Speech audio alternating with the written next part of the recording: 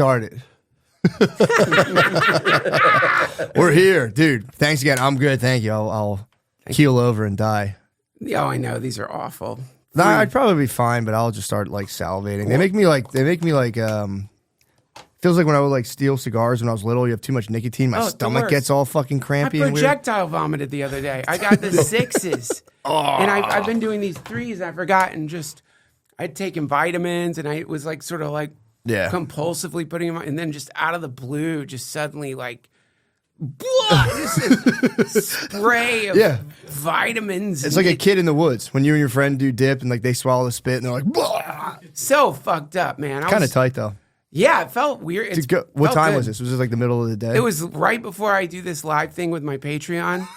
So I had to be like, excuse me. And I had to go and just fucking projectile vomit and then just wipe my face off like some heroin junkie. You know, and then just start the show. You're like, thank you for our sponsors. Yeah, thank you to Zen. I'm trying to get addicted to nicotine. I take them, but it's just like I get like a spicy throat and my stomach starts like I get like hiccups and shit. That's poison. Oh, well. I mean, that's your body reacting to poison. I'm trying to get into arsenic, you know, but just say. Well, everyone does them. I'm like, I want them, dude. I want to take them and then like write like a Hemingway-esque novel. Oh, yeah. That's definitely what they do. Oh, my God. My writing skills, 50% better on Zen. It's amazing. Well, dude, thanks for doing this for real. I appreciate it, man. Anytime. Oh, it's fun, man. So excited to hang out with you. Thanks for coming down. My new thing now is a take charge attitude. I'm a take charge, can do attitude. So fuck yeah. We're starting this thing up right now. We got your Zins in. I got my fucking matcha. Hell yeah. Yeah, man. Well, dude. So I don't know how to start. I always feel weird starting these out, but like I know you. I know your stuff. I saw the Midnight Gospel. I had to watch the last couple of nights. I started watching that. Very fucking sick. Thanks, man. So how like not to be too formal or weird, but like what was like your early experiences like? Like what got you into all this stuff? I don't know if you're like trajectory or anything. Like, I don't know like how you came to be. Into the Midnight Gospel or into what? Life in general. Oh, dude. Starting at childhood. I'm thinking about that because your mom was a therapist. And she got banged by my dad. There we go. Patient or no? What? Was he a patient? Was he a patient or? Was he a patient of hers? Was no, he this an is anal before sand? she became a therapist. Really? Yeah. So, no, but he was a patient. She was visiting him. She was doing like service work. And so he was a patient at the Brunswick. It closed down, but it was what they call like mental asylums. You know, I don't think they call them that anymore, but he was at a mental asylum. She was doing like service work. She'd bring them food or little toys and stuff because like they like to play with toys. Sure. And so she brought him. As you know, she loved telling the story. She brought him this like a baby rattle. Oh, you'd be surprised how many people in mental asylums just fucking love baby rattles. That's me. Sorry. It's all good. Hold on one second. Are you fucking with me? Is this a real story? Yeah. Shit. Okay, hold on. Sorry. I'm so sorry. I don't know how to turn this off. It measures my blood sugar. It's all good. Blood sugar is important. So, they love rattles and stuff. Various toys, bells, and all that pacifiers. But he loved this fucking rattle, and he lost it. But she bought an extra rattle. Yeah. So she gave him that. He was so happy, so exuberant. The way she put it is like she just saw through the madness, the history of crime and stuff that people like that go through, and they made love. What? In the asylum. She gets fired. You can't hump in a mental asylum, right? He gets out because of some kind of like loophole, and then they get married. What? And that was just that's Are you fucking with me? Yes, that is not a true story. I'm so sorry. I don't know why I do that stuff. I knew you were fucking with me, but then I didn't want to be like, yeah, right, you're lying. I'm sorry. You did a good job pretending you believe me. I half believed you. I'm a very gullible person. Yeah, man. I don't know. Like, I don't know the answer to that question. I am too. We have to start preconception. I don't know. Do you ever that thing where you try to figure out why you are where you're at? Yeah. And then you can't. And none of it really makes sense. Like in the same way, like you wake up from a dream, 1 second you're like in a cave there was a tiger stalking outside the cave. The next second, you're in a bar with an ex-girlfriend. But in the dream, you don't think like, what the fuck? There was just a tiger. Yeah. It's similar. It feels the same way in waking life. I know what you're talking about. I had a very embarrassing dream last night. Yeah. It wasn't anything like terrible. Like it was just the thing I think about a lot is how I used to always pride myself. For a while, I got deluded to the point where I was like, I don't like care about stuff other people care about. Other people care about that shit, but not me. Yeah. I'm not. I don't. It's like you're doing it in your head. Like I'm not one of those people who like compare myself to other people.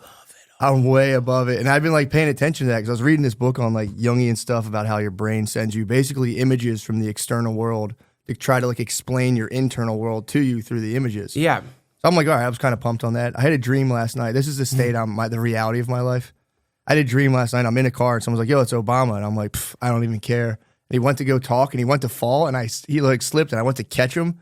And then like my bicep was bulging and I was like, got you, bro. No big deal. And I turned to everyone like, did you see my bicep right there? Then I woke up and I'm like, God damn it, dude. Oh, I care just like everybody else. I know. It was such a pathetic dream to be like, yo, did you guys see my bicep? Dude. And it is funny how your brain just sends you messages where you're like, yeah, I'm above that shit. Oh my God, your brain, it's so for the little cries for help, they're like just sad, pathetic neurological attempts to like get you back to where you are. But it's amazing, really. Yeah. Yeah. Dude, I know. It's just the whole situation here is just ridiculous. I mean, we're like we're thwarted constantly with this thing that we have to keep feeding and bathing. And well, what's the problem? You can't deny it. I try to deny it all the time. I try to do a thing. I didn't watch porn for try to make it for a year. Nice. Good job. I made it for 9 months, but it was pretty good. But then you just start thinking about it constantly. You're like, well, I might as well be watching it. I'm thinking about it a little. And it's just this like vicious loop. I can never. That's it. Yeah. You just, you haven't really quit anything if you're constantly thinking about it. You've just internalized the addiction and you're getting off on the echo that's binging around in your head. Though it's like, health, when you're not thinking about how you feel, you're healthy. That means health usually is just like a lack of symptoms to the point where you're just taking that current state for granted. True. So like when you really kick something, you don't even think about it anymore. It's just gone. When the relationship is truly over when you're not thinking about the person anymore. It's the quality of the mind that like engulfs external reality and then echoes it, simulates it, resurrects it, kills it nonstop. That is very frustrating for sure. Yeah, it sucks, man. Especially when you think you're above it all. And you have the dream, dude, where you're gripping Obama and you're like, just so you know, I'm not impressed by you at all. Everyone, did you just see what I just did? Above it all. I want to be above it all. I want to breach like a fucking whale right out of the default reality and look down on all these worldlings and roll my fucking whale eyes, and then just go back down. Like, I guess I'll be with you worldlings for a little bit longer. Yeah. But it just, you can't. The problem is, if everything you see is an approximation, a neurological approximation made by your mind, and then you can't be above anything because everything you're seeing is your mind. So how the fuck do you get above that? Fuck. Exactly. It's you. You're fucking, you're seeing, it's like on Twitter. My big Twitter epiphany is I'm like scrolling through my timeline. I'm just like, God damn, man, fucking Twitter sucks. This shit is everyone's so fucking negative. And then I remember I followed every one of these people. Like I decided to tune into their realities. They're not burdening me with whatever the fuck it is they're bitching about. I invited them in. This is all my fault. I did. It's your universe. It's a creation of yours. Yeah. Yeah. The whole timeline, the absurd stuff. Yeah. That's the weird thing online right now where it's like, it's just fun to send reels and stuff to each other. Like, look at this fucking cringy loser. And you send it to your friend. He's like, yeah, he's a fucking piece of shit. And then you're like, ha. And then I'll catch myself doing this for hours. I'm like, what the fuck am I doing? Oh, it's the best. Little mini crucifixions. Yeah. Like, check out this fucking loser. And your nail him to the cross of judgment. Well, if you walk around in public, and it is like, this is the vicious circle of it. Cause it's like, I like listen to when people talk, I like eavesdrop. And I swear to God, it's 90% of the time. You'll see two ladies, two guys, whoever. A lot of times I can hear the ladies' conversation better, but like they'll be like fucking like they're always talking about another person. Always. How they're failing. I swear to God, if you just sit around in like a public place, it's nonstop conversations about like fucking Cynthia's a fucking bitch. Yeah. And I'm like, I'll be like, dude, people are so fucking negative. And I'm like, oh, I'm talking shit on them. And it's like, exactly. You're judging them. They're judging Cynthia. Cynthia's a bitch. I bet Cynthia's a bitch. But why is she a bitch? She's a fucking bitch because everyone around her is talking shit about other people. And then, so it's just echo. It's a fucking never ending neurological echo parading around like the universe. And it's just totally normal to see you and me as different. I mean, we are obviously clearly we're supreme, supreme. We rise. What is it you're saying in the green that you said? I rise above humanity like what'd you say? Was it eagle or falcon? It was beautiful. I do this to other people. Don't do this to me. I like putting terrible things in their mouth. Misquotes. Yeah, true. The best. Well, don't. I mean, I just like for the where it gets really hilarious is so then. Okay, so you are upset because you have not met your whatever particular ridiculous spiritual watermark you're supposed to be at, which for a lot of people is just like, it's insane. Like, I don't even know what that is. Like, are you numb? You're supposed to be like this numb Jesus who's like, nothing touches you, nothing moves the needle. Anything short of that, I'm furious. Yeah, exactly. Okay, right. So the final curse is that you end up talking shit about yourself to yourself. So, first you're talking shit about other people or you're mentally confabulating what's wrong with them. Then you're mad at yourself because you recognize this is not a way to live. If I'm going to be perturbed by other people's idiocy, then I'm just going to be in hell. Look at you, you pathetic piece of shit, sitting at a fucking Whole Foods, eavesdropping like a pervo on fucking... So accurate. You sick fuck. What's wrong with you? So first you're crucifying them. They're crucifying Cynthia. You're crucifying a simulated version of them. Then you crucify a simulated version of yourself. Oh, it doesn't stop. And it's a never-ending iterative wave of crucifixions. Everyone's just nailing fucking nails through hands all day long. All day, every day. And it's exhausting. Have you ever tried to crucify someone? I mean, it's tough. I bet one thing they were happy about with Jesus, I bet he was pretty easy. He was thin, to crucify, but he's also kind of, I don't see him fighting. Like, he didn't struggle. There's no punching. He's just let them. But I bet, like, a lot of other people in those days did not take spitting in your face and stuff. Spitting in your face. Yeah. Puking on you. Dude. Fear piss. Fear sweat. Fear stink. I always talk to people, and they're always like, dude, I'm like, it was probably so different back then. Like, it wasn't that different. I'm like, yeah, it fucking was, dude. You'd walk and see, like, a dude's head on a spike. Yeah. Like, that's way different. Even if people still argued and shit, like, to walk outside your house and see a dude's severed head. For like doing something not that bad, probably. God damn it. I don't know how to turn it off. I'm going to explain the backstory of this, and it's really embarrassing. So your mom had sex with a mental patient. Yeah. I can't believe you lied to me, dude. I'm sorry. That was a cheap joke. No, that was really funny, because I was like, there's no way this is real. Then you're like, and then they made love, and I'm like, I mean, I could kind of see it. Let me see if I can turn this thing up. Dude, you should probably keep it up if it's going to be. Is that life-saving medical technology? No, the problem is I don't think you can change. I can change the alert sounds, which is really fun. Ambulance, siren, screaming woman. Fuck, I think you're gonna die. Grim Reaper yelling, "You're gonna die." Hold on one second. This is really bad podcasting. I'm so sorry. The problem is because I have a little ear infection, so I had to get on steroids to here we go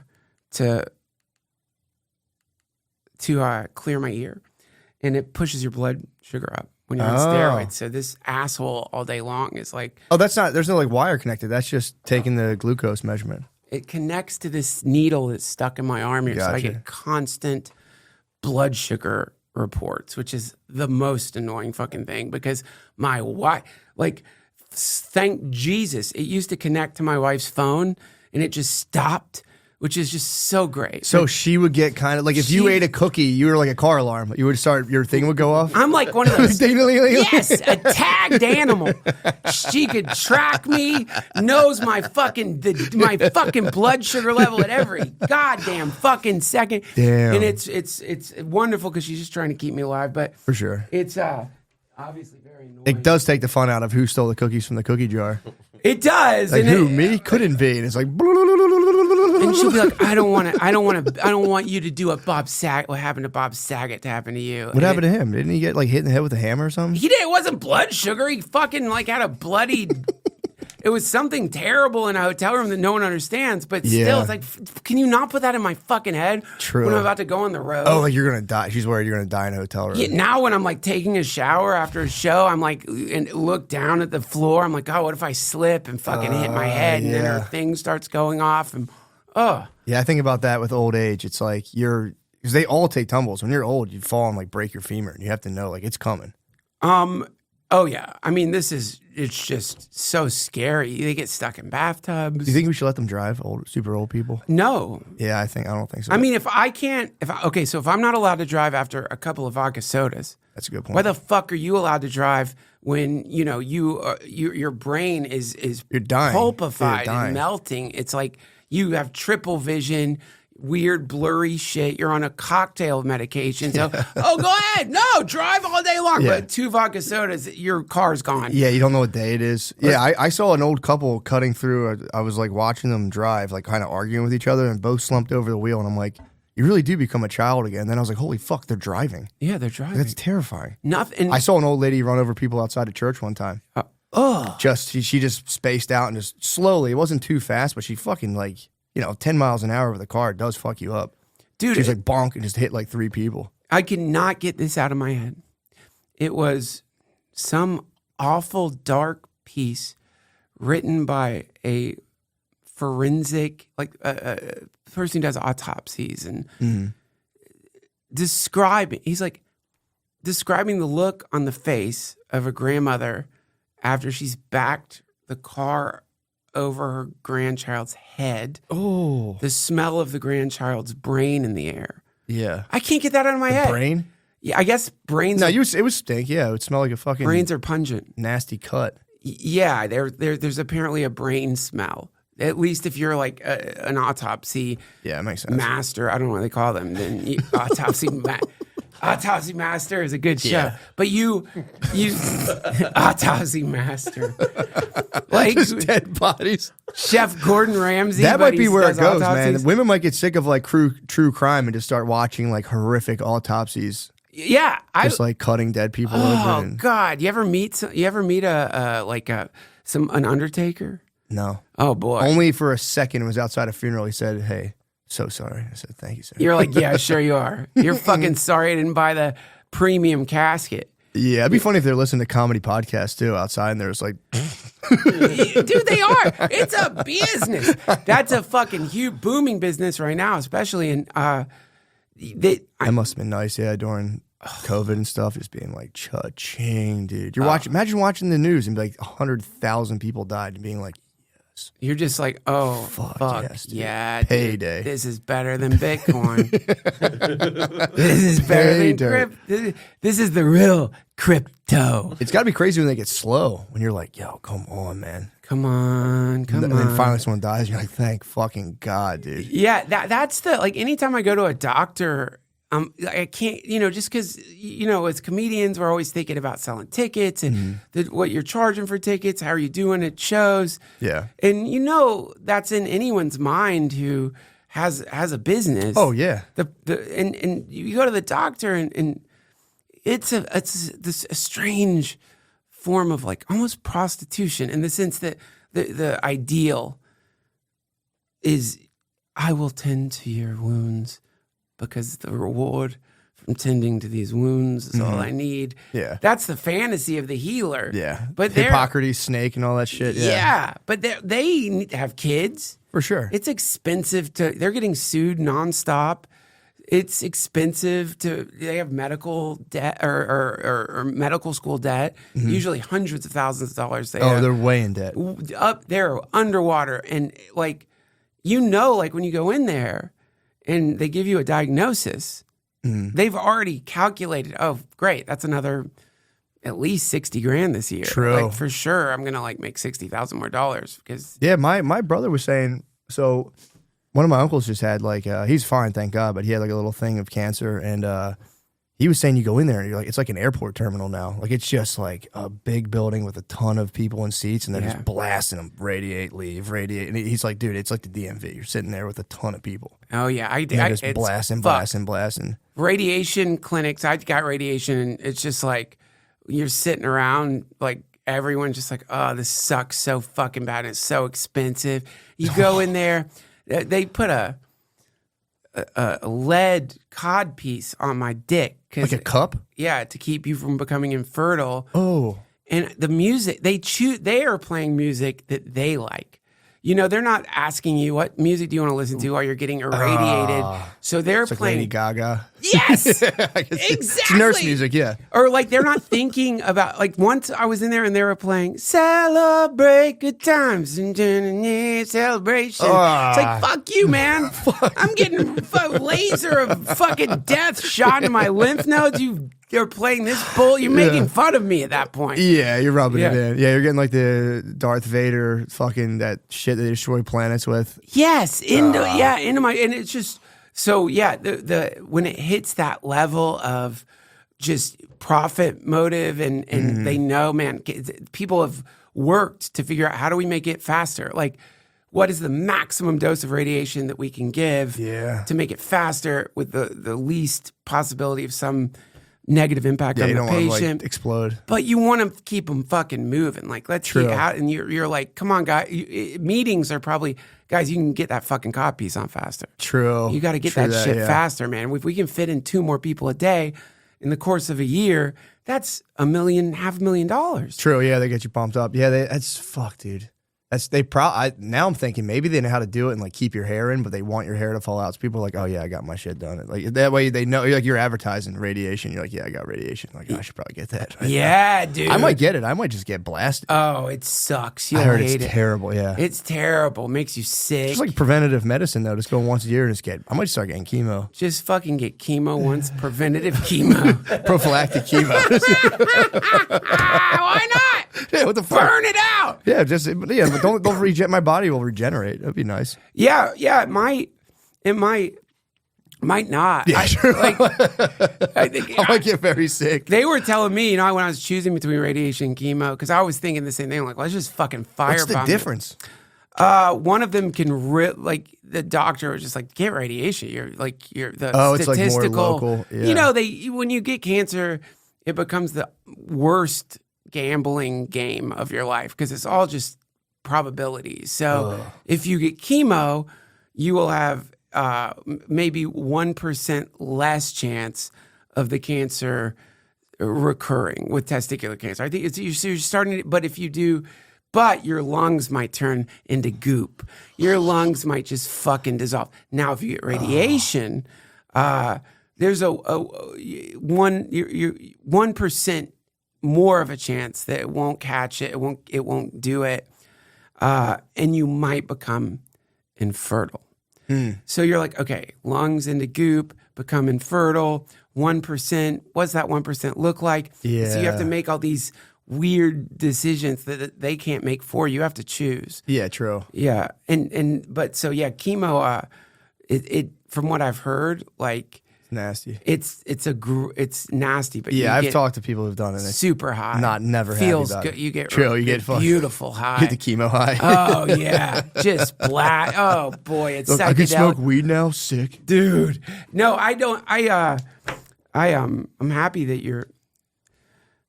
For anybody out there who like is recovered from man, because this is a scary diagnosis. It's terrifying, but less scary than it used to be. True. COVID was everyone had to face death at once. That was the bet. I did like that about that. Everyone had to be like, I might die. Me too. I was living there. I'd been living there for years. So when everyone met me at like something terrible is happening, we're all going to die. I was like, I know, dude. I've been thinking this every day my whole life, dude. Yeah, there was welcome to reality. It was a nightmare scenario because like I think to keep shit running the way we've got it running, you really need to in the West, you get that idea out of people's heads. So you don't want people thinking about death. You think about death, your priorities are going to change. You need the priority to be on like, getting cool shit, getting a six pack, whatever, improving the way you look or improving your surroundings in some way. But the moment the whole planet has to like suddenly realize that we could die at any time. I was wiping my groceries down, spraying my groceries with fucking weird, probably very not good for you. Chemicals and just you did in the beginning when we had no idea what it was. Yeah, nothing. Could be anything. I just had a kid. I had my first kid as soon as it started, and it was just like I just told my wife like, bro, this is just frontier rules. Like we'll just see what happens. Like same. I had a fresh pandemic, baby. Yeah. Oh my God, that was wild, man. It was cool because I gambled like whatever. Like it is what it is. And then like it all panned out and I was like, hell yeah. Yeah. I knew it. Yeah. I don't know what I was right about. I was like, I knew it. Dude, yeah, there was an underlying sense that this is probably going to be okay. I felt that too, but they probably felt that during the Spanish flu in the beginning. True. They probably felt that during bubonic plague.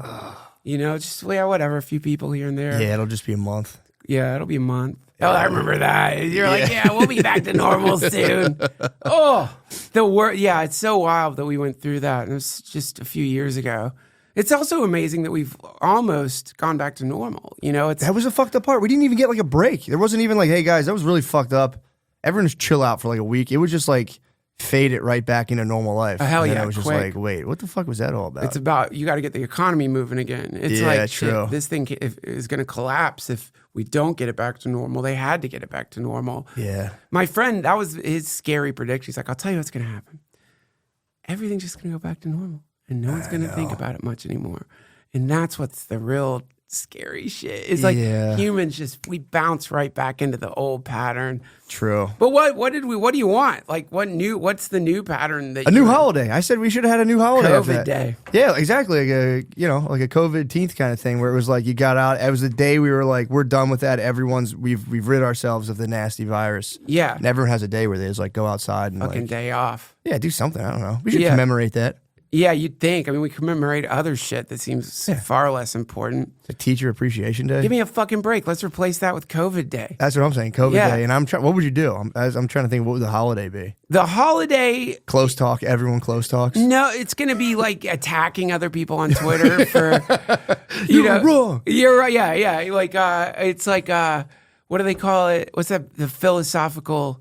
I hate it when people do this, though, man. I hate it when people are familiar with the philosophical argumentative errors, logical fallacies. You're gaslighting my straw man and blah, blah, blah. That shit. It's like suddenly you're in the game of chess with someone you wanted to have a conversation with, and now they're doing. But it's appeal to authority. Yeah. So that was that was like the culture of the pandemic was appeal to authority. You don't know shit. Who are you? You're just a dumb fuck. I know you. You're an idiot. You don't know anything about fucking science. Why are you suddenly an expert on fucking science on either side of the fence? Yeah. Either you are an expert on how masks don't work, the vaccines are deadly, or suddenly you are an expert on the other side, and no one. Dude, I would try to retain that information. I'd watch like a 20-minute video of a guy being like, and then if you look at the double-blind placebo, and I'm like, all right, I got that part. And then they'd be like, and then it's a 0.03 variability rate. I'm like, all right, I could probably, my brain will like figure that one out if I just keep going. And I would just try to tell people about it. And I'm like, I don't know, man. And you're smart. Like if you can get to if you can get past the double-blind study, you're doing great. True. You went to college. Yeah, I got my master's in social work. There you go. So you had to take statistics. You don't though. They you take statistics and they're like, you don't have to know any of the math. Just know that like if you don't have a big enough sample size, the study's probably bullshit. I remember that. Oh, that makes sense. I remember that. So like N equals 53. That's not a lot of people. And I was like, that makes sense. But you have to do any of the math. You had to learn the scientific method. You understand. True. Why some research makes it into scientific journals, why some doesn't. You understand how stringent and fucked up anything you want to anything you're doing that could change the science or change no matter how infinitesimally minute, it goes through such a never-ending, rigorous series of analyses that by the time it makes it in, it's like, holy fuck, that's probably true. But, you know, I don't think most people understand that. And to add insult to fucking injury, suddenly people were like, don't do your own research, advising against people even trying to illuminate themselves on what any of the shit means. Everyone's getting these like I don't know, really dumbed down summaries of intense scientific research that is confusing to the scientists themselves, who a real scientist will say, I don't know. You have no idea. We have no idea. This could be something. We don't know. Science is never like, this is it. Yeah, this is no, the deal. we did. It's always like, well, right now, this is where we're at. Yeah. But it could change at any second. Yeah. So the whole thing fucking sucked. And you got medical fascists out there, and you got fucking people who are like one blackout away from burning witches, and they're fighting each other, and it just fucking sucked. It was awesome though. Yeah, it was really shitty and very sad for everybody, but it was like, it was cool though to watch everyone just kind of have to take a second and be like, holy fuck, I might die. My whole family might fucking die. And then everyone got real weird. Everyone got into weird shit. I got super weird. I was like in my basement constantly. Dude, I was trying to start like I've always been real into psychology, but I started trying to start this whole thing where I was like, I'm going to reconceptualize psychology as it is. I'm going to like start like an AA thing, but not for people on drugs, and then it'll spread online. Cool. And then like I don't even know what the fuck I'm doing. I'm like, I'll like train people in this modality, and they'll train other, and then I just like, yeah, that's a pipe dream. And like pandemic ended, and I was like, what the fuck was I doing? What was I up to? Oh yeah, you were almost Isaac Newton. I mean, the difference. I was close. Yeah, if I could have fucking taken a longer break, I would have figured it out. You have to be a maniac like those people. That's the other thing. The picture of the scientist is this pristine, stable, normal person. Yeah. Newton had mercury in his hair. Like when he died, his hair had mercury in it. He was fucked up. He was in his fucking lab fucking with mercury, trying to like build the Temple of Solomon. Listen, guys, tons of people are going to be on the road this holiday season, and you need to be careful if you're driving. The fuck are you? Stop fucking coughing. Excuse me? Listen, guys, tons of people are going to be traveling on the road this holiday season, and you need to be careful if you're traveling. If you find yourself in some kind of crazy freak accident this Christmas, turn to Morgan & Morgan. They're America's largest injury law firm. They have over 100 offices nationwide and more than 800 lawyers ready to fight for you. They've recovered over $15 billion for over 300,000 clients, so they have a great track record of getting people the compensation they deserve. Submitting an injury claim sounds annoying and stressful, but Morgan & Morgan truly makes it easy. They've been fighting for the people for over 35 years, and they'll be ready to fight for you too. If you're ever injured, you can check out Morgan & Morgan. Their fee is free unless they win. For more information, go to forthepeople.com/drenched or dial pound law, pound 529 from your cell phone. That is forthepeople.com/drenched or pound law, pound 529 from your cellular phone. This is a paid advertisement.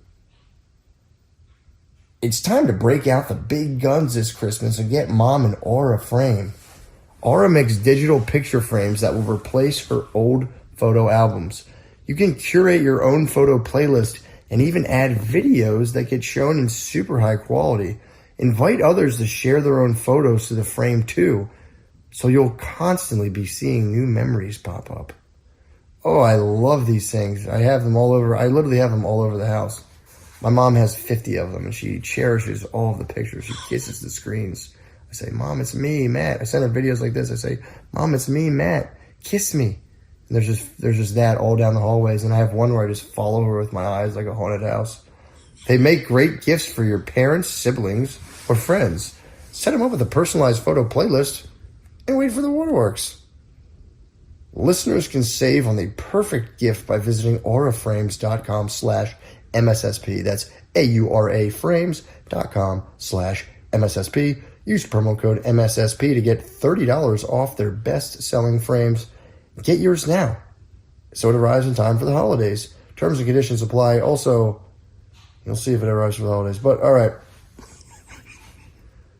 When the weather outside is frightful, you are going to want to layer up with True Classic. Everything is ridiculously comfortable, fits perfectly, and honestly, I look great.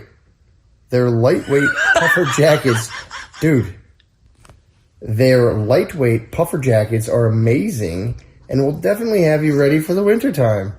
Water resistant with a great fit, it is a definite staple in my wardrobe. Pair the puffer jacket with True Classic's comfort jeans and you'll be all set. They've got the classic look of regular jeans, but molded to the midsection with a four-way stretch, so you won't have to unbutton them to sit down on the couch. The four-way stretch being your penis, your buttocks, and your hips. I love them personally. I wear their clothes all the time. They make my fucking chest look jacked as hell. Stock up on their goodies, t-shirts, and button-ups too, so True Classic can carry you through every season. Men, this is the perfect gift for you, but also a gift for her. So if you're ready to upgrade your closet, shop now with our exclusive link at trueclassic.com/drenched and save up to 25% off your first order. End the year with holiday cheer thanks to True Classic. Thank you. When you're finished sprucing up the tree for Christmas, spruce up those balls too. Manscaped has you covered with the Performance Package 5.0 Ultra. It comes with the Lawnmower 5.0 Ultra for trimming the body and below the belt, meaning your penis. The Weed Whacker 2.0 ear and nose hair trimmer and everything else you'll need to make those crown jewels look, feel, and smell amazing. It are the best. I've shaved my whole body. I shaved my entire family's bodies with them. With a Manscaped skin-safe technology, you won't be hacking away at your skin while you're trying to clean things up. No nicks, no cuts, just a nice smooth shave. The Performance Package also comes with some comfy boxers to level up your underwear game and a classy travel bag to store your stuff.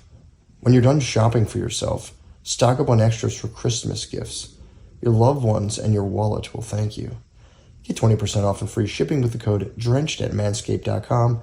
That's 20% off with the free shipping at manscaped.com and use code DRENCHED. Give the gift to Manscaped this holiday season.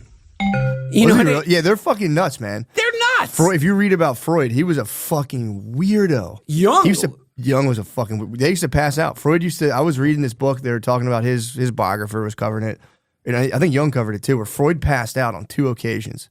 The first time was Young was telling him about the bogmen of northern Germany. So there was these guys who, like from prehistoric times, fell in this lake, and the lake had a certain type of acid in the water that melted their bones but leathered their skin. Yeah. So they dig up these bogmen, and Young's telling, they're like at a big like psychoanalysis luncheon. He's like, yeah, these guys are like preserved. And Freud would get all bugged out and be like, why are you talking about all these dead guys? He's like, I think you want me to die. You have a death wish against me. And he fucking would faint. Oh my God. Then the other time they're talking about like an Egyptian pharaoh.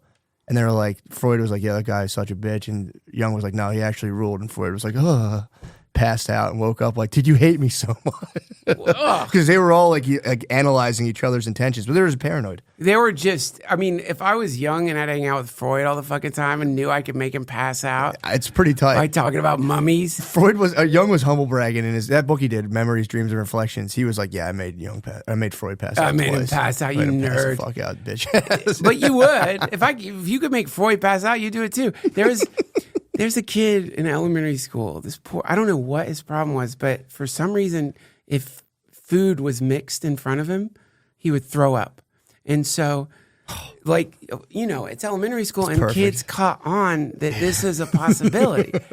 So if you're bored at lunch and you're sitting with him, you would just start mixing your food, and you could always hear him go, no, don't do it. Please don't. Please don't. And they'd fucking start mixing the food, and everyone's laughing, and then he'd fucking barf. This is like a whole year of inducing, don't do it, please, don't do it. So he was like crumple your sandwich up, and he'd be like, ah. Exactly. And it was that's easy crazy to do. You just mix and mix. And yeah, so like that's what Jung was doing to Freud. Yeah. It was just no different than that, just aggression, and like Freud was oppressive anyway. Yeah. It's embarrassing to pass out when you're like supposed to be this famous someone healing others' minds. Yeah. You can't even hear a story about a fucking mummy without man. passing out, and then you're gonna be like, "You're trying to kill me." Yeah, he's like, you just want to fucking kill me, dude. You hate me. Yeah. Why won't you say I'm right? Yeah, 'cause he would apparently. It's kind of a cool concept. They talk about homosexual self-reproduction, where back then, if you were, it's a funny idea, but they were saying like there's a level to which if you're like the material world's not good enough for you, having a family's not good enough for you, you want to take yourself and clone yourself into another male. It's called homosexual self-reproduction, where it's like, I'm going to fill you with all my knowledge. You have to propagate my knowledge. And the whole idea was that since Jung was like, nah, man, that's not my cup of tea, that it started threatening his, like, the part of him that would live on and, like, conquer death, basically. Wow. But that's why he was passing out, because Jung would be like, I'm kind of into mummies right now. And he'd be like, oh. He's like, I'm never going to live on forever. Just oh. Wow, I didn't know that. I knew that they had tension between them. Because he thought, he was like, you're going to carry this on. Because he came up with this idea, and as he got older, it started kind of coming, because he was like, it's all about fucking coming for the most, obviously there's more to it, but like, he was like, sex is the most important. And other people were like, nah, there's other stuff that's important. Yeah. And he would spaz and be like, dude, if you fucking say that, I'm going to kill you. Like, don't do that. You're fucking my shit up. Fucking choke you till you're... Like he was the ultimate Mr. Like he was like, I'm right. I've fully pinned down the human mind. I mean, maybe he wasn't that, whatever, but he was like, this is the deal. Yeah. Don't deviate. And then all of his followers were like, I think it's about this. And he'd be like, you fucking asshole. That is the sort of, there's a cult leader quality to him that is undeniable. And with Jung too, I mean, people thought Jung was like the next second coming of Christ. They thought he was so advanced, but he was. I can't understand any of his shit. I read it, and I'm like, I don't fucking know what you're talking about. Oh God, it is so mind warping, that stuff, dude. Yeah. And he, like his Red Book. I tried that. Yeah. Yeah, really hard to understand that. And didn't he live in a tower? He like ended up like living in a tower at one point. Like Yeah, he built a stone house for himself. And it was like with all this weird symbols and all this shit, and he just kind of like chilled there quietly. I don't think he even had electricity. I think he just like chilled out in this stone house and just was like, I'm the fucking man, dude. Yeah. Freud fucking sucks, Fuck dude. Freud. I fixed everything. It is tight though. He was a dream master though. He was like, I know about dreams. Fuck Freud, dude. I remember reading about him.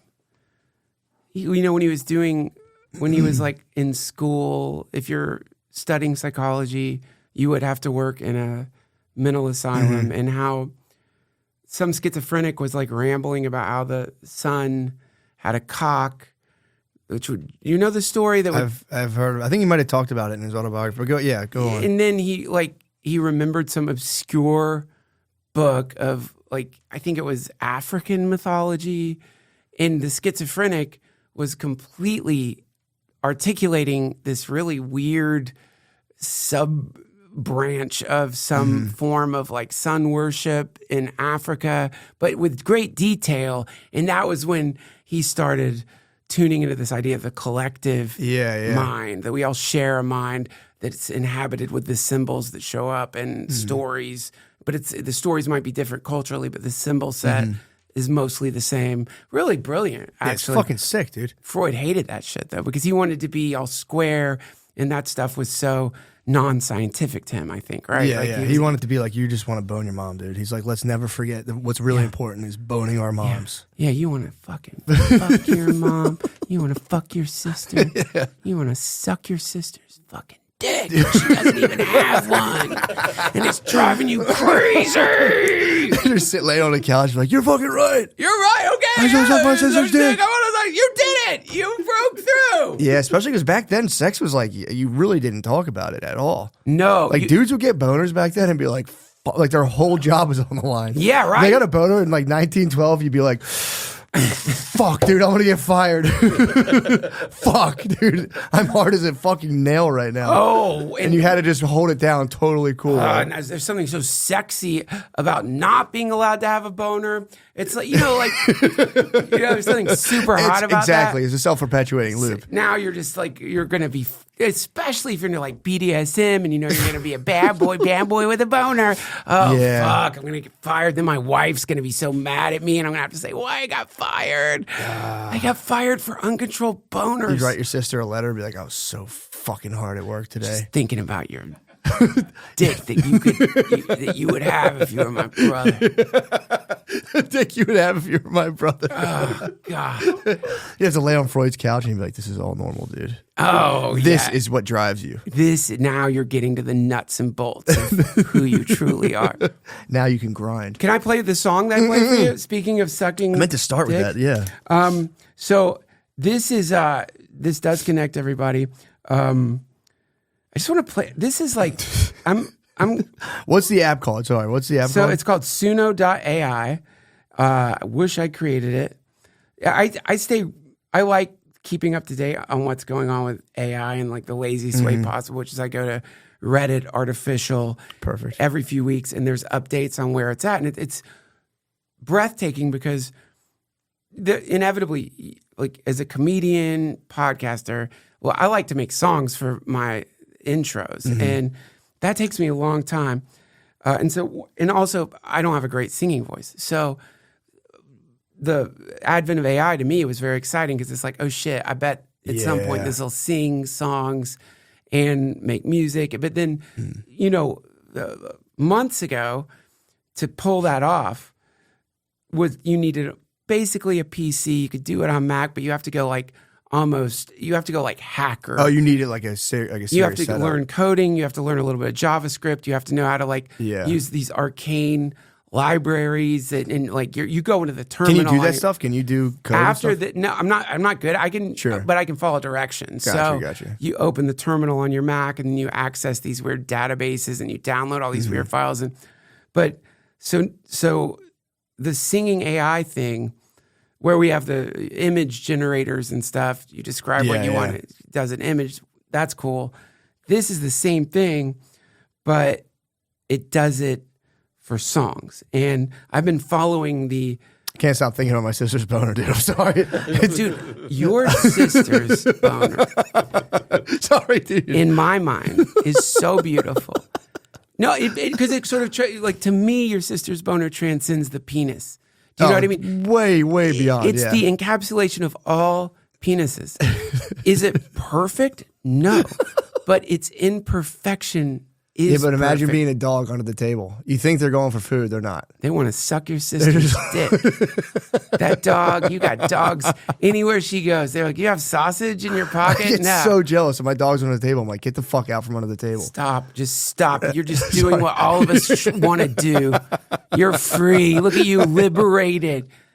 Outside of the fucking awful manacles of morality and ethics and our repressed thing, when everyone should just be under the table sucking my sister's dick right now. So you wrote a song.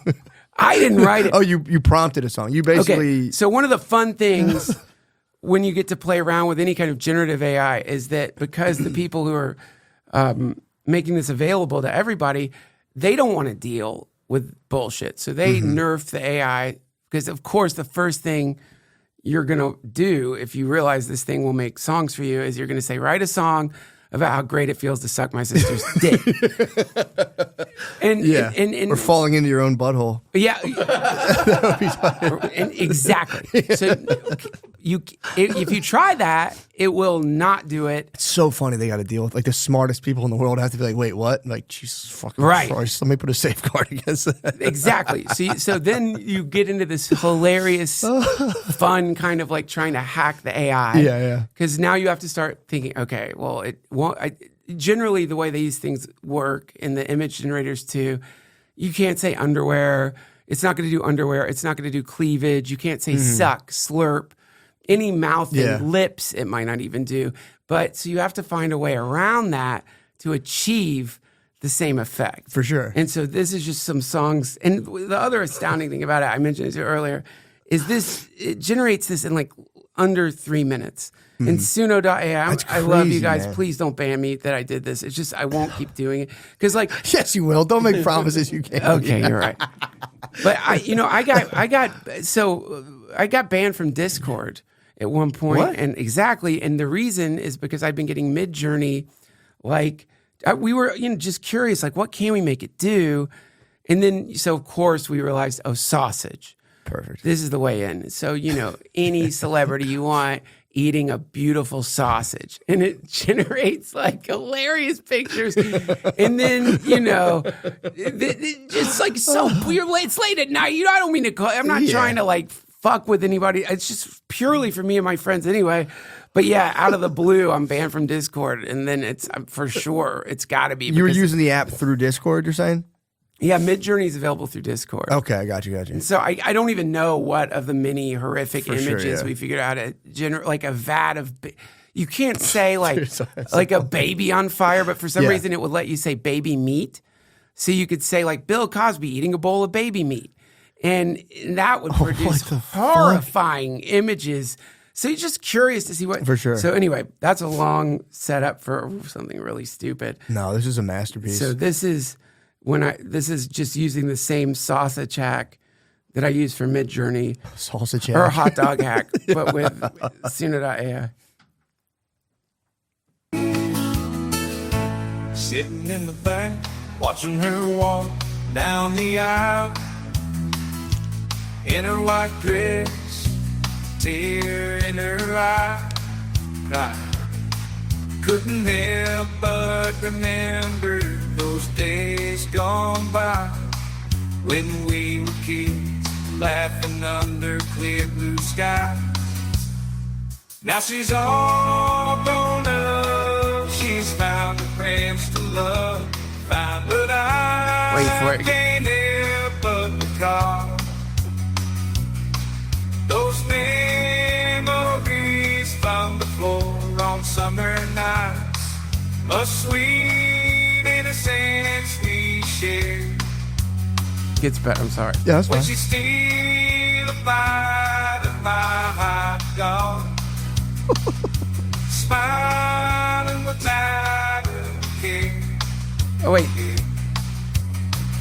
that's kind of innocent. I could see a country song. That was the first one. So that's when I was okay. I can. You're working into it, yeah. So the prompt for that was just like it's a brother at a wedding, and his sister's getting married, and he's remembering how she used to eat his hot dog. Use a hot dog like a straw. Straw, yeah. So that one kind of failed, but then this is where I figured it out. It is innocent. Like my sister snuck a bite of my hot dog. You can almost see that in like a Keith Urban song. Snuck a bite of a hot dog. It raises eyebrows. Fucked up, but it's still all right. I guess that's something. That was the first iteration. That's the first, and then At the picnic on a sunny summer day, my sister caught my eye in a playful way. Yeah, it's a little more racy. Yeah. She held that hot dog close, oh so tight,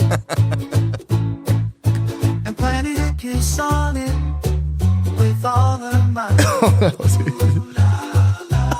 The ooh la la. Dear, I watched it all as you squished that hot dog with a little jar. Oh, brother dear, it's a sight to see. A love affair between you and a hot dog. Oh, what a spree. like. That's awesome. And the last one, I'm sorry to do this. No, please, I need it. Forgive me. Summer Days, I think, is the best of them all. I've made 15 of these, by the way. This is So you're just fucking with, you're like toying with the different prompts. yeah, I'm trying, and also genres like True.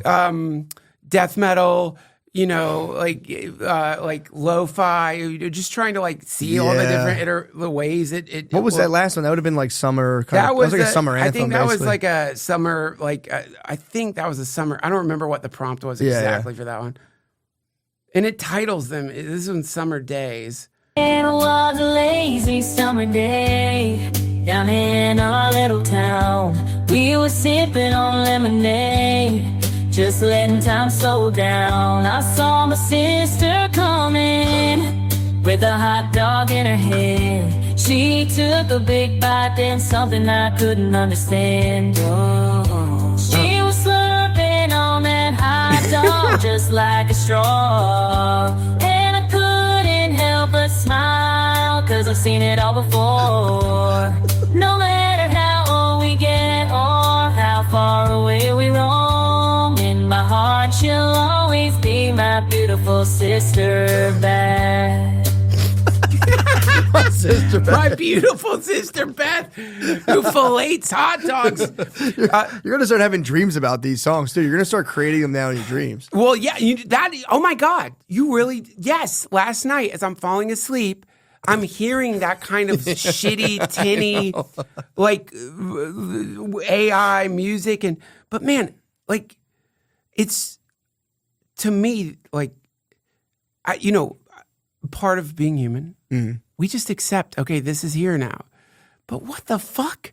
Like, so that, like, it knows how to structure a song. It wrote the lyrics. It's not that bad either. It's not that, like... It's not, like... I'd be proud of it. If I fucking whipped that together, I'd be like, yo, check this out. Me too. And that you can do it in just under 2 minutes. That's fucking crazy. It's crazy. It's crazy, and that this is leading to the ability. I mean, just think, like, think of the fucking sisters sucking on hot dog songs. Musk is going to free it, by the way. Musk is going to create the open source platform where we can finally fully express our, You think so? He's going to free our sisters' penises through AI. What? It's like, yes! He's going to be like, all right, guys, enough of this woke bullshit. Global catharsis. That'll be COVID day. That will be COVID day. Everyone finally just admits to each other we all want our sister to have a suckable penis. Dude, the statue we can put up. Oh, we can knock down Confederate generals and just have like our sisters with giant fucking pulling bronze. Their dresses up and there's in the world lapping at their penises. World peace. Putin like just stops the fucking war. Yeah. Zelensky, they're just pictures of them like filleting the statue together as a sign of universal peace. This is where we're headed. This is the promise of AI. I think so. I hope so. That'd be awesome. And also too, like, I don't know. What are people worried about? It's going to enslave us or something? No, I don't think the worry is like, what's it going to do with us? It's not going to be like, yo, make us songs. It's like, what would it even enslave us for? Well, it's the scariest. There's a great book. It's called, 10 Reasons to Delete Your Social Media. Jared Lanier. Yeah, dude. Lanier. That guy's stuff is awesome. Awesome. And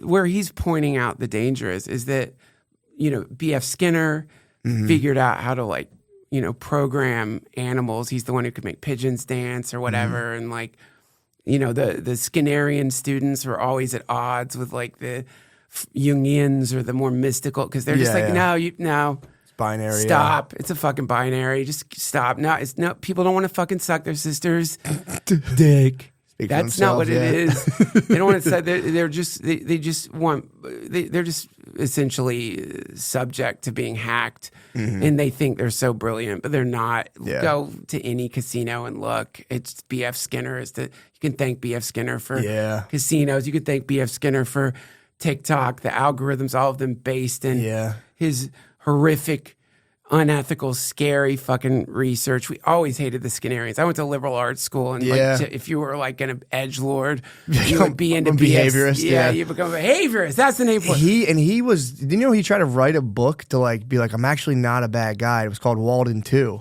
Yeah, and he wrote this book where he's like, I'm cool. Here's all the stuff we could do for it. It was all about like bending large populations to your will. He was like, to be nice. But he's like, we could totally control populations in a nice way. And all of his friends were like, dude, what the fuck did you just do that for? That's how he put out like a creepy book. Didn't he was a nice guy, apparently. Apparently he was a really nice guy. They all are. They're up front. They're nice. But then like he's like, look at that weird pod he came up with for babies. Do you ever see that thing? He like came up with like the perfect crib or something. And it's just like a sterile plexiglass enclosure for your baby that like. It would train them? Train them. A baby trainer, basically. That's what he's all about. But and that's Lanier. That was his. What he's like, because we're so hackable, and because like currently the algorithm is already hacking us by giving us what's it called? The most addictive thing is intermittent. It's not getting what you. You don't put a variable. When it's not fixed, it's variable. It fucks people up. So if the rat presses the crack button and gets crack every time, less addicted than if sometimes no crack. And then this is the birth of I think from the behaviorists, this is the birth of mythology, of a religion. Superstition is like, because we live in a unpredictable chaos universe, and any positive feedback that we're getting from the universe is inevitably interrupted by negative feedback. The negative feedback happens and you invent a story. Right. Oh shit, anytime like I see a penny, or anytime my clock says 333, something positive happens. But if I look at the clock and it's 2:04, always bad luck. And so you invent bullshit to just deal with chaos, and that's the way it works. So you can program people using that superstition, using the need for balance.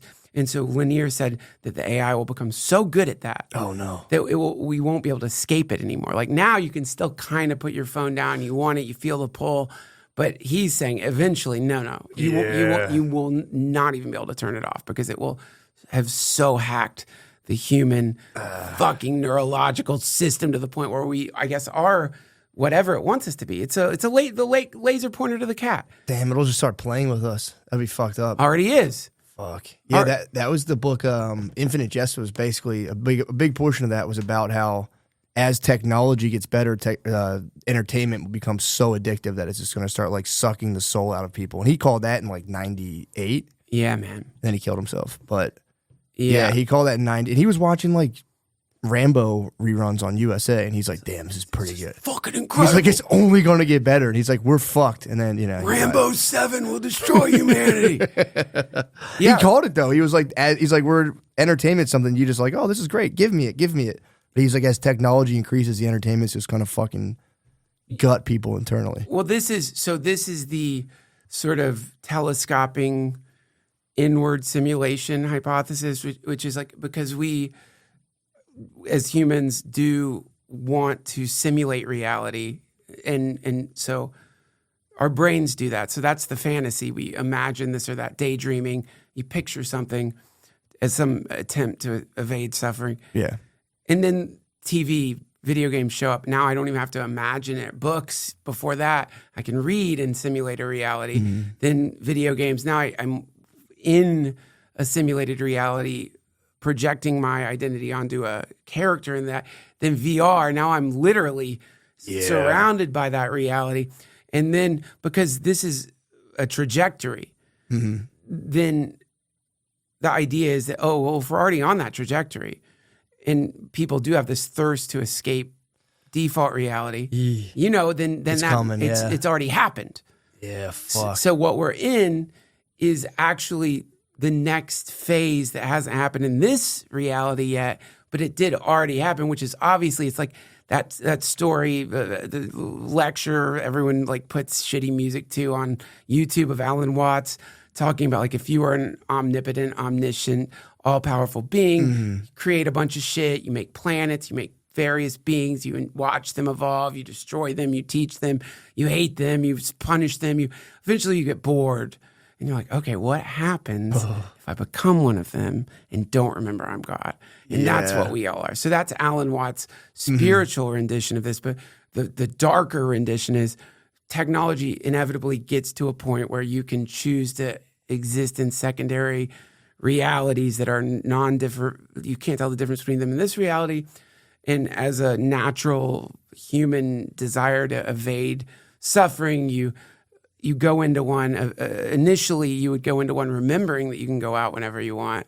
But then you lose track, you lose the thread. Oh, Jesus, yeah. Or you're just like, I want to try the hardcore version of this and not remember at all that I'm in the game, because that you realize that's detracting from the excitement of the game. Like Grand Theft Auto is fun, but it's not going to be as fun as if you press that button in 1 second to go to Grand Theft Auto World. I'd be like, yep, exactly. I don't want to remember that I'm. Oh my God! I don't remember who I was. I don't remember that I was a human. I don't remember anything other than this is my character, and whatever the memories of that character are implanted in my character, and then boom, now you're living this alternate life because time is a construct anyway, you could be inside that reality theoretically, and it seems like years and years and years and years when you've only been playing the game for a few seconds. And so that's what we're in right now. That we've chosen it. Yeah, they'll figure out a way to do that, to hit your brain and like distort your sense of time. Where it happens, if you're like, yeah. Well, it was a whole conversation about a new version of prison, which is if we can distort the human mind to experience time at a slower rate, why not give someone a 100-year prison sentence and they experience it in 2 seconds and they come out of it and they still have their whole life, but they have, experienced the temporal punishment of prison. And that's crazy. Crazy. You could have like Prisoner of Azkaban or whatever, fucking from Harry Potter. You could be in there for like 1,000. You can get 1,000-year mental sentence. Exactly, 1,000-year mental sentence, way cheaper because housing prisoners is expensive. Yeah. All you need to do is put them in like a lobby, and just like 2 seconds later, they're screaming. Damn. And then that's the other sort of hypothesis about human reality is that it's a prison. We are that. We are those prisoners. The whole original sin thing is we were gods or godlike beings that fucked up to punish us. Oh, it sucks. They dropped us into the human incarnation as a form of rehabilitation. Like, okay, no, now guess what? You can't put your dick in black holes. We've told you a million times. You do that, it creates ripples, it disrupts planets. You're going human. You're going human for 50 incarnations this time. And that's what we're in. That's the situation. That's the darker version. Yeah. The more positive version is that young godlings, they need to go to school. And so, otherwise they become like horrible because they don't understand limitation. They take it all for granted. So remove from them their omniscient, all-powerful qualities, force them into a limited situation where they have to contend with projections that are just fragments of their mind spread out around them. And the moment that they find a way to no longer talk shit about Kathy at Whole Foods, who's a bitch, and stop judging and realize it's all me, then that's when you pop out of your initial like toddler phase of godness and remember, oh, right. Oh, yeah. Yeah, right. Yeah. But you're not an asshole God. You're like, you're going to be more compassionate. Cool God. Yeah. Yeah. Fuck, I hope it's that. Well, I mean, yeah, who knows? I love that shit though, dude, of like, because people are so certain with all this stuff with like the, and I want to make sure you're not. I'm fine. Thanks good. for Okay, thinking cool. about it. I'm good. Yeah, okay, good. A lot of people love that. I've been like, I always battle materialists who are always kind of like, yeah, dude, you're just a collection of physical processes. Your consciousness is just like a thing emanating off of that. It's inherently worthless. And it's like, so if that's the case, I was talking to an owner of a comedy club this weekend about it. And he was like, this just makes me feel weird. I don't want to talk about this. But like, if I'm a purely physical being with, my brain's things are spinning, blah, blah, blah, that emanates consciousness. Why would then not the universe, a physical process, emanate a super consciousness at scale? Right. Like, why is that weird to think about? I tell Well, people that all the time. Like, why is that weird? If we produce consciousness, if I was like a materialist, physical guy, like we're just a bag of meat and water and that's all we are, consciousness is like, why wouldn't like gigantic galaxy systems produce consciousness as well? yes. So this is, in Buddhism, this is the difference between relative reality, relative truth, or sort of the truth of what's happening right now, which is you are a physical manifestation. There is stuff here. This is relative reality. So when that gets extreme, it becomes nihilism. So that's where we're just like, it's almost like, I read this, like consciousness is basically like car exhaust, but for an advance. It's like, we're self-aware is almost a byproduct of the millions and billions of computations happening at every second in your brain.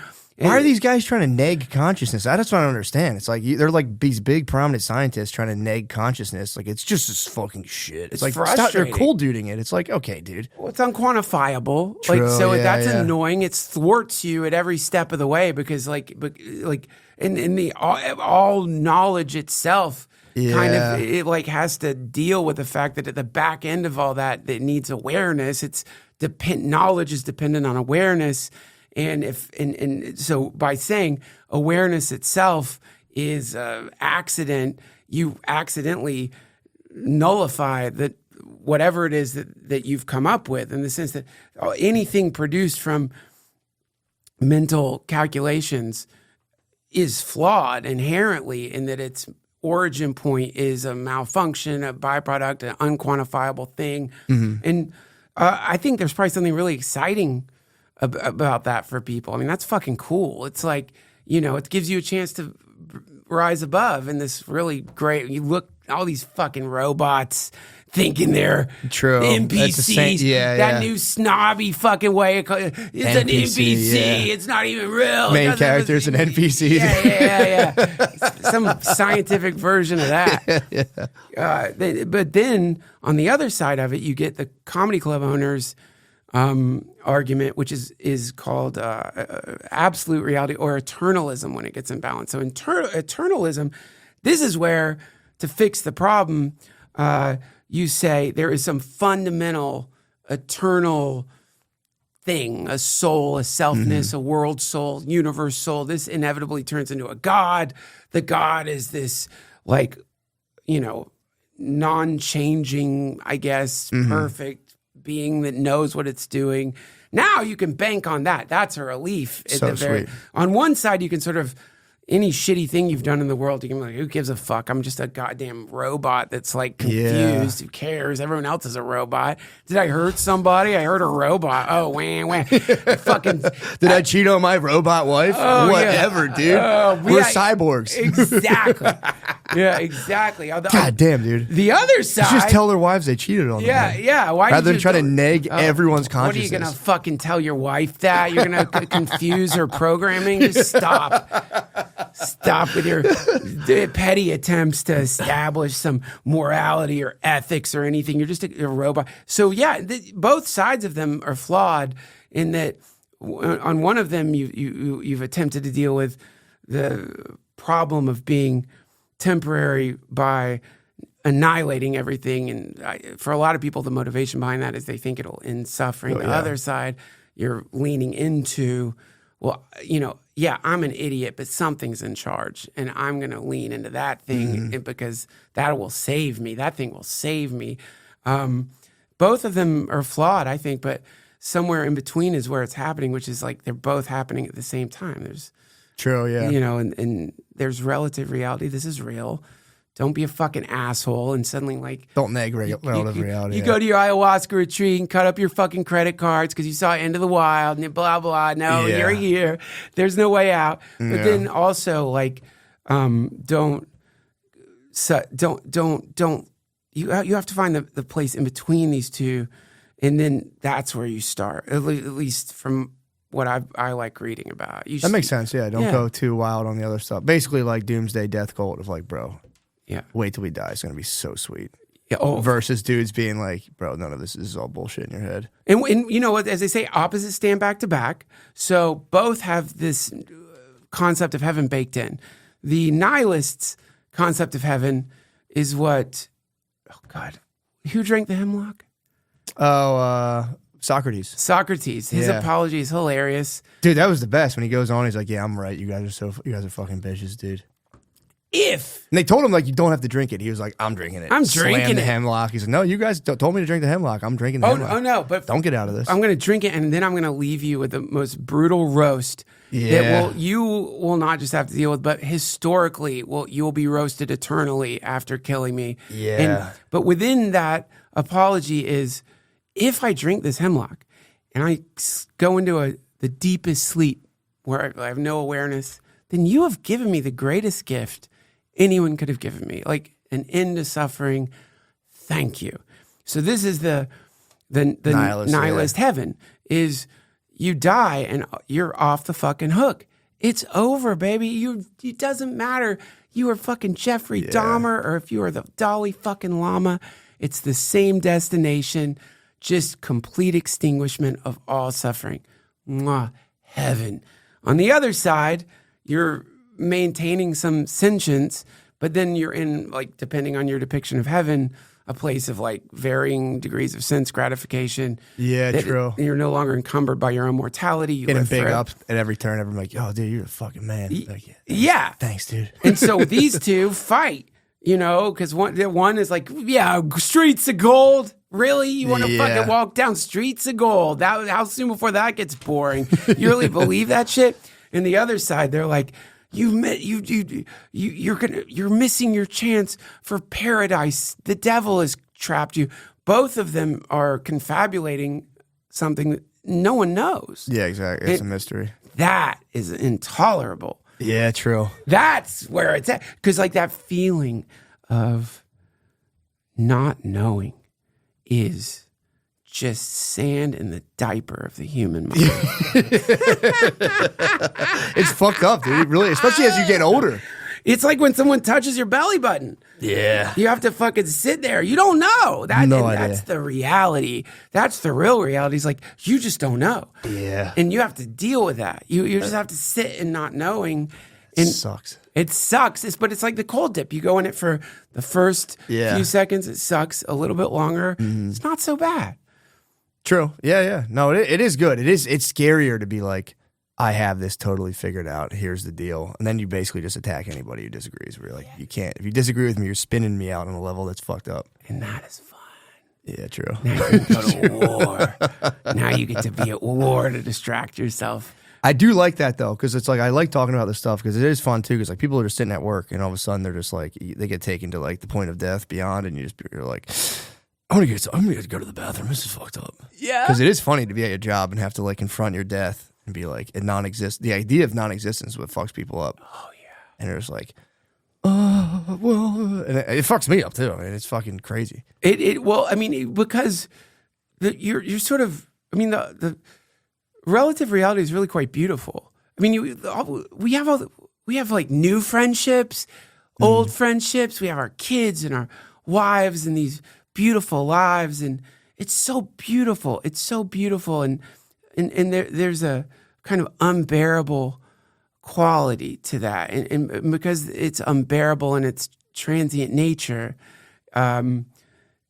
when presented the reality that it won't last, you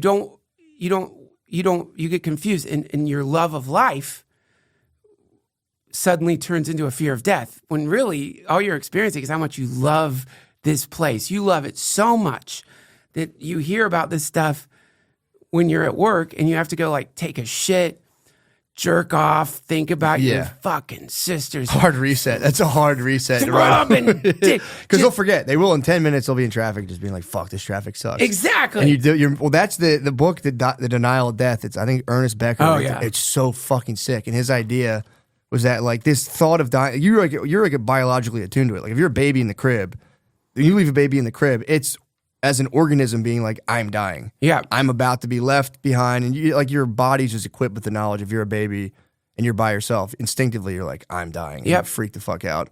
But you never get over that fear of death. And his whole argument is that societies at best can offer you a hero system where you can kind of enter in, fulfill like a heroic role. And then through the heroic role, you somehow, in your head, you trick yourself into being like, I'm transcending death because I'll live on forever, X, Y, and Z. Then human beings are programmed biologically to never want to be second best either. So then you get into all this like weird, like symbolic comparison where you're like, well, that guy has a Audi. I have a fucking whatever, Fiat. And you start being like, and people get into these weird things and you're supposed to somehow rise above it so hard that you're like, I live on forever as a hero. But once there's not enough heroic roles, then society starts to break down because everyone's getting like pummeled with the fear of death, fear of non-existence, a feeling of smallness, and it just spins everyone out. Ooh, and everyone's hit with this. Nobody can get out of it. Well, there's a saying that you'll hear in the spiritual communities, which is we carry death on our shoulder. So, one version of it is love everyone, serve everyone, remember God, but it also gets translated as love everyone, serve everyone, remember you're going to die. So that never for a second do you let that imminent reality escape your consciousness, because if you do, then you miss out on really experiencing existence as it is.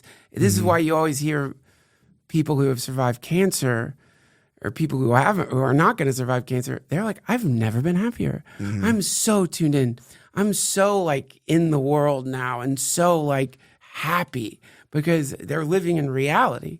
They're not walking around in some like with an imaginary force field. That in that book they call it your character armor. From a child, you deal with the problem of helplessness by creating this character that you then gets thrown into a hero system to like transcend your own death. The whole point of the guy is like, dude, don't do that.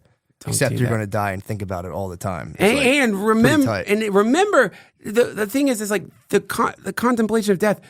It doesn't mean suddenly you're going to be wearing black lipstick and that you're depressed. It actually is paradoxical in that it really helps you appreciate life in such a grand way. It's the best. For stress, it's the best. I'll stress about stuff and I'm like, yeah, but then I want to die. And I'm like, no, whatever. When our kids are having a tantrum, I'm like, you know you're going to fucking die, right, Bubba? You know this isn't fucking permanent, right? You know who's probably statistically going to die first? Old diabetes daddy here, Bubba. But this is there was I think they do it. Maybe they still do it in some forms of Buddhism, Theravadan Buddhism. I think the forest monks, I'm sorry, the Buddhists out there, I'm so confused, but they would sit They would sit on the edge of pits where bodies have been thrown and watch the bodies decompose as a meditation. So you would sit and you would meditate watching the decomposition process to fully understand completely, inarguably, that because you also have a body. That's you. Your face is going to puff. You're going to turn green. Your eyes are going to get all fucking puffed out. Oh. Birds will eat your flesh. You will. Could you pinch your nose? Could you sit there the whole time? You're a pussy. True. They would just watch people decompose. Yeah, they would do that. Tight. It's liberation. It's like, the moment that you like, I'm not saying you can evade fear of death, but I think the most people who are really terrified of death are the ones who haven't spent any time thinking about it. Yeah. The moment you really spend time thinking about it and you realize, I'm afraid to die because I love my life. And death, my version of death is, you don't even know. How could you know what that is? Yeah. You have no idea what the fuck that is. You're thinking about, God, what was his name? Marcus Aurelius. He's got a great essay on it. Mm-hmm. It's a moment. Death is like one moment. Your life is full of moments. And then there's going to be this one moment, and that's the moment right before you croak. That's it. Yeah. It's one moment. You're worrying over one moment. And that moment is diluting every fucking moment that you have with a shadow that doesn't need to be there. Let that moment be its own thing. It'll take care of itself. True. You know, Ram Dass would say, dying is completely safe. It's the most natural fucking thing there is. It is, dude.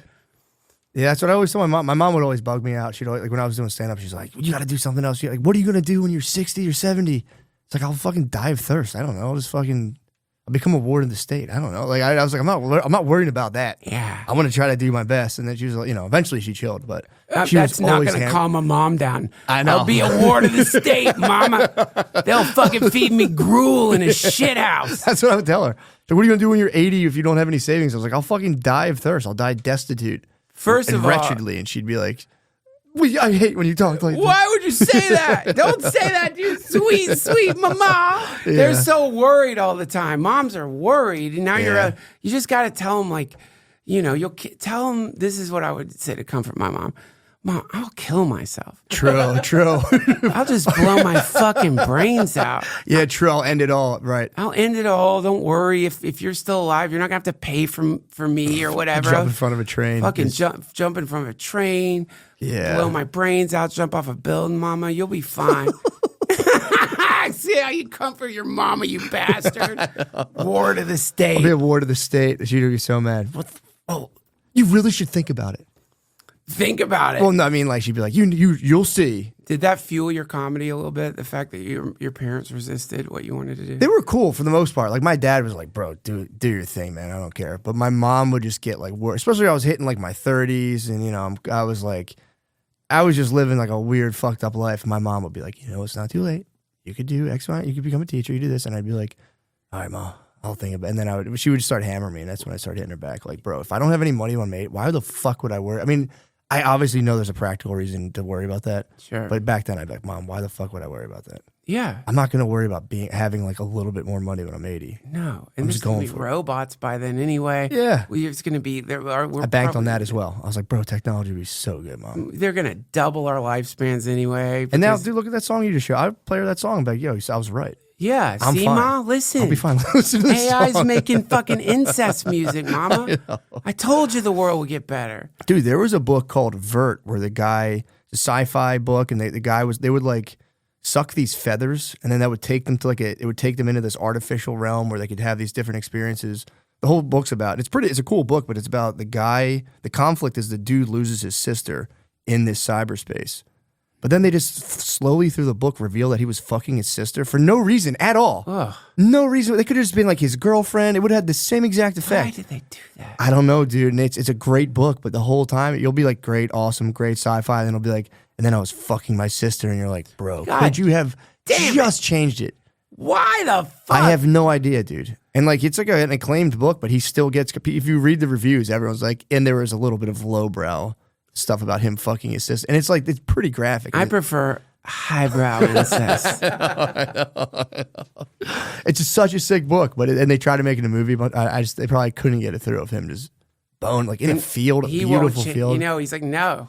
Wouldn't change it. I will not sell you the rights unless for sure he's fucking his sister. In an English meadow. Is that where he fucked her? Yeah, it was in England. So it was like an English cyberpunk book, and it was just him, just like the book's so good, but he just couldn't stop describing.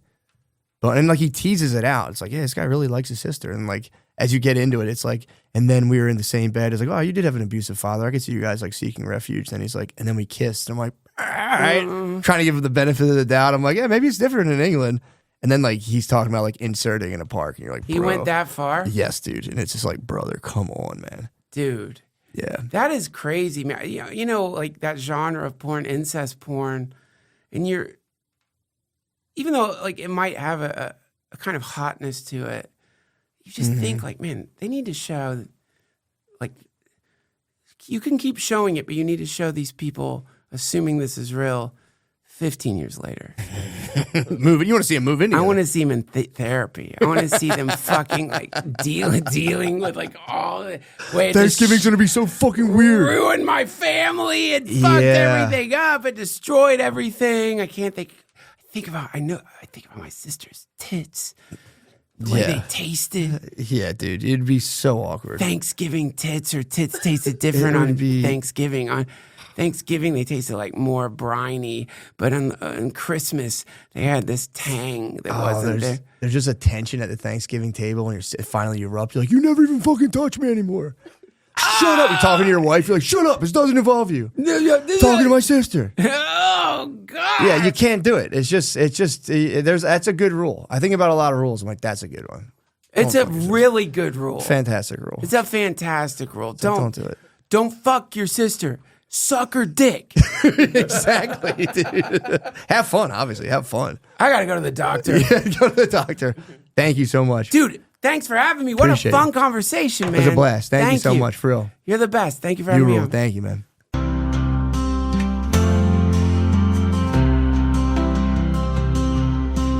Everybody wants to kiss your sister's hot dog. It's what we have in common. It's what cuts through the fog. No more confusion. Goodbye delusion.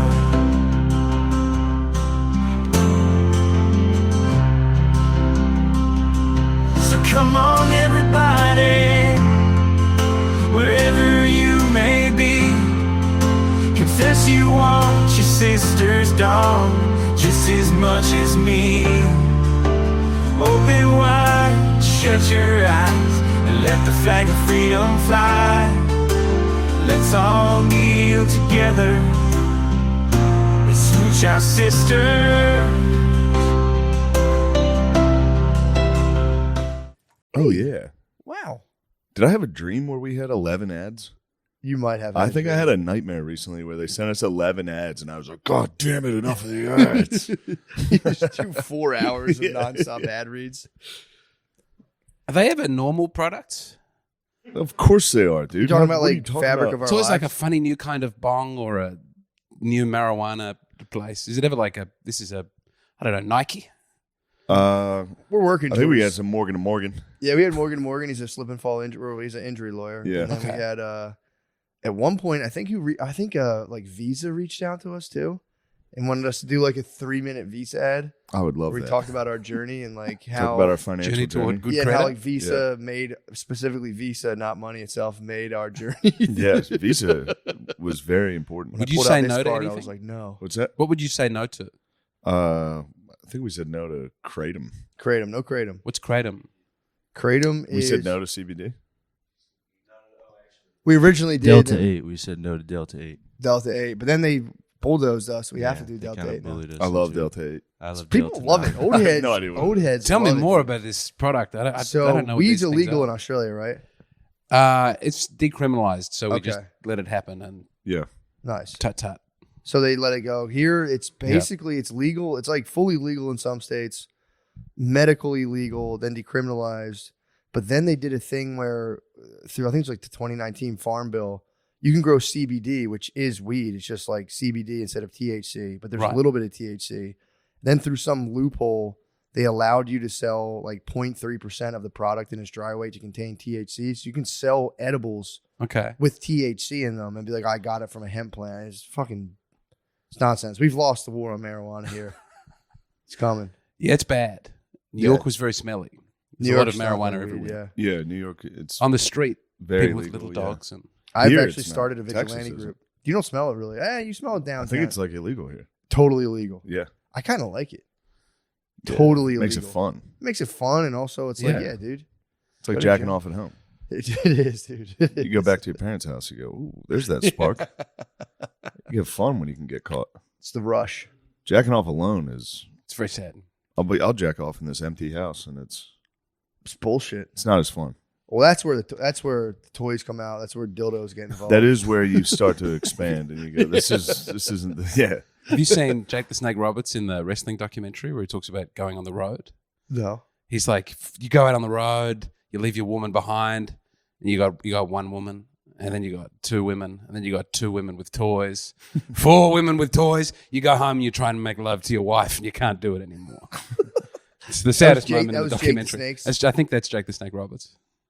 Damn. His intro music was great. Women Yeah. with toys is tough. 4 women with toys. 4 women with toys, I think, is the end of it. But Yeah, when you- that's the end of the road. It's like a fight. It's like Rodney King at that point. He's got 4 women hitting you with fucking sticks. You have vibrators on each nipple. I'd be fried. I'd come just from that. We don't want to be too blue. But We're not trying to be blue. If I was getting double vibed on each nipple, I'm fried. You've been working blue lately. I have been working on a blue. I want to get clean.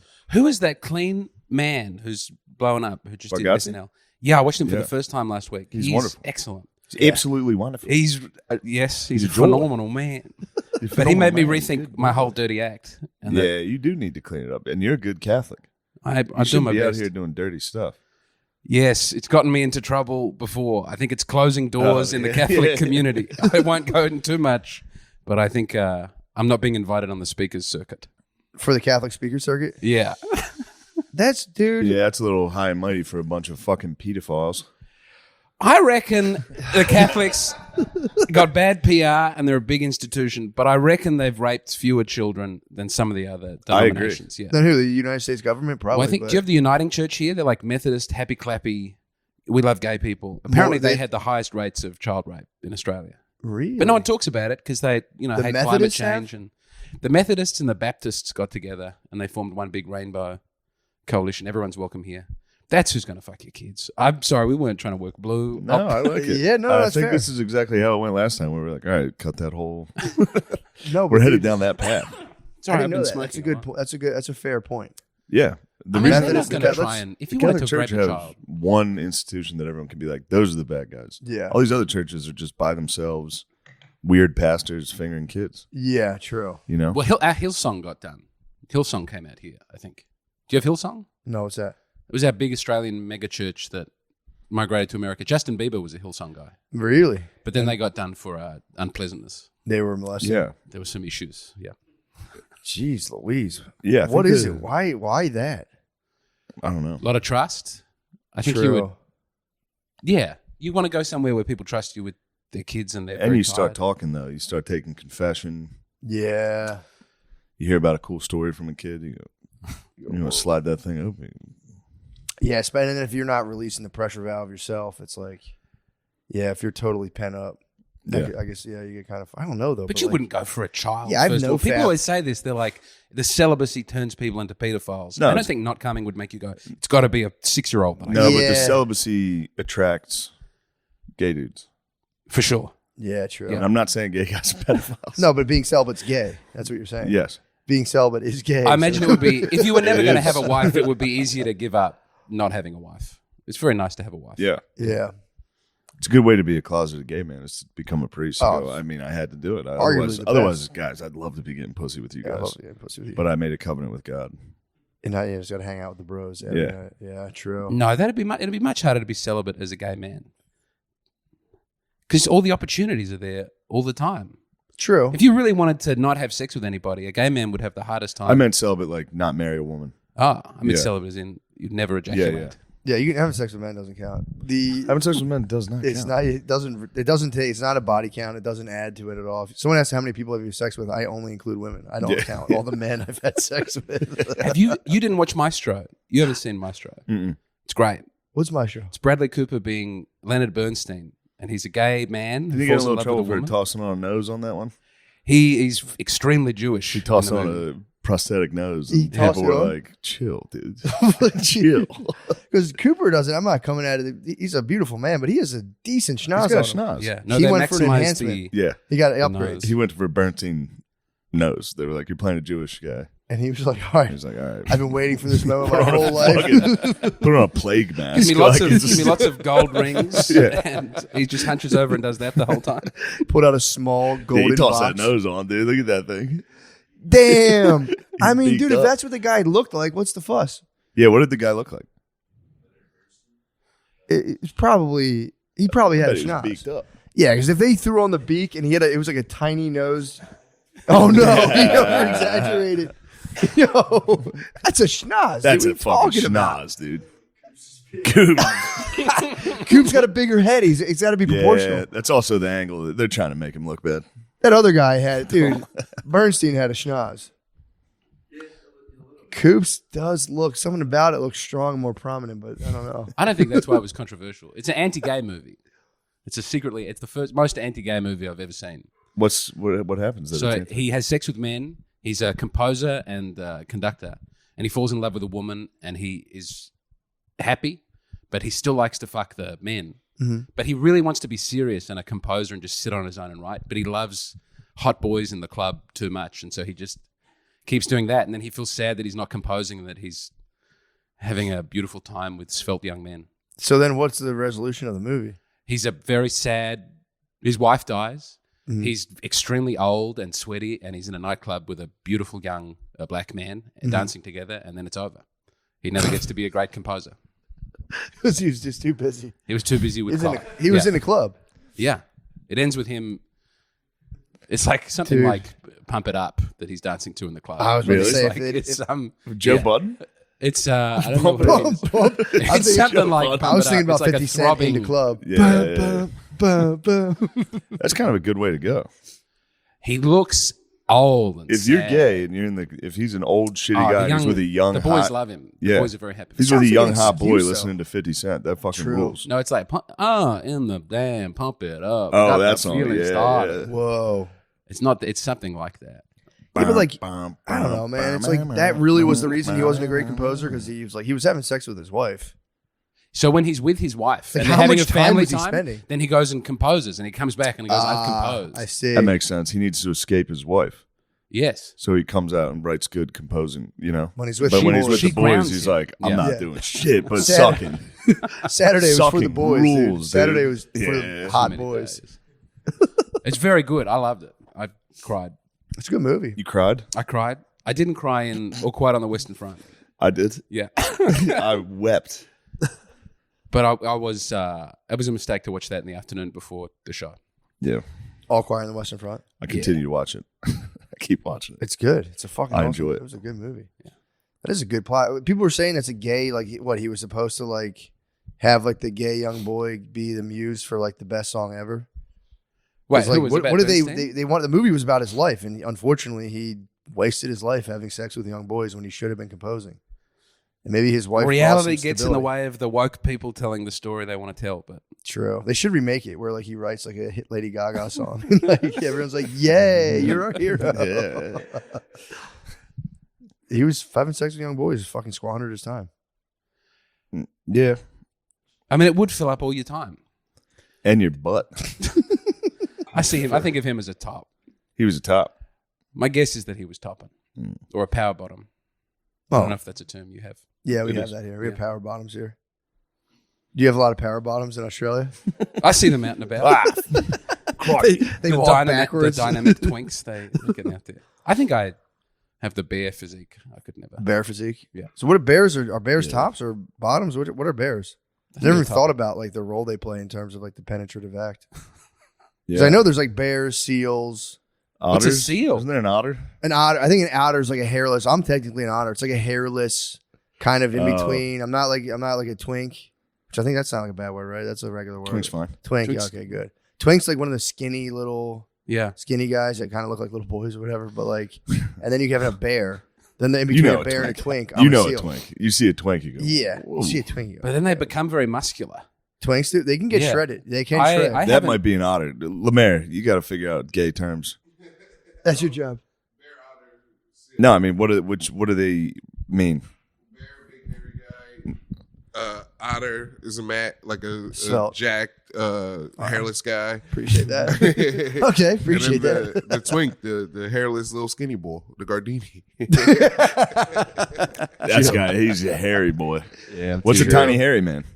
That's just a wop. Weasel. Yeah.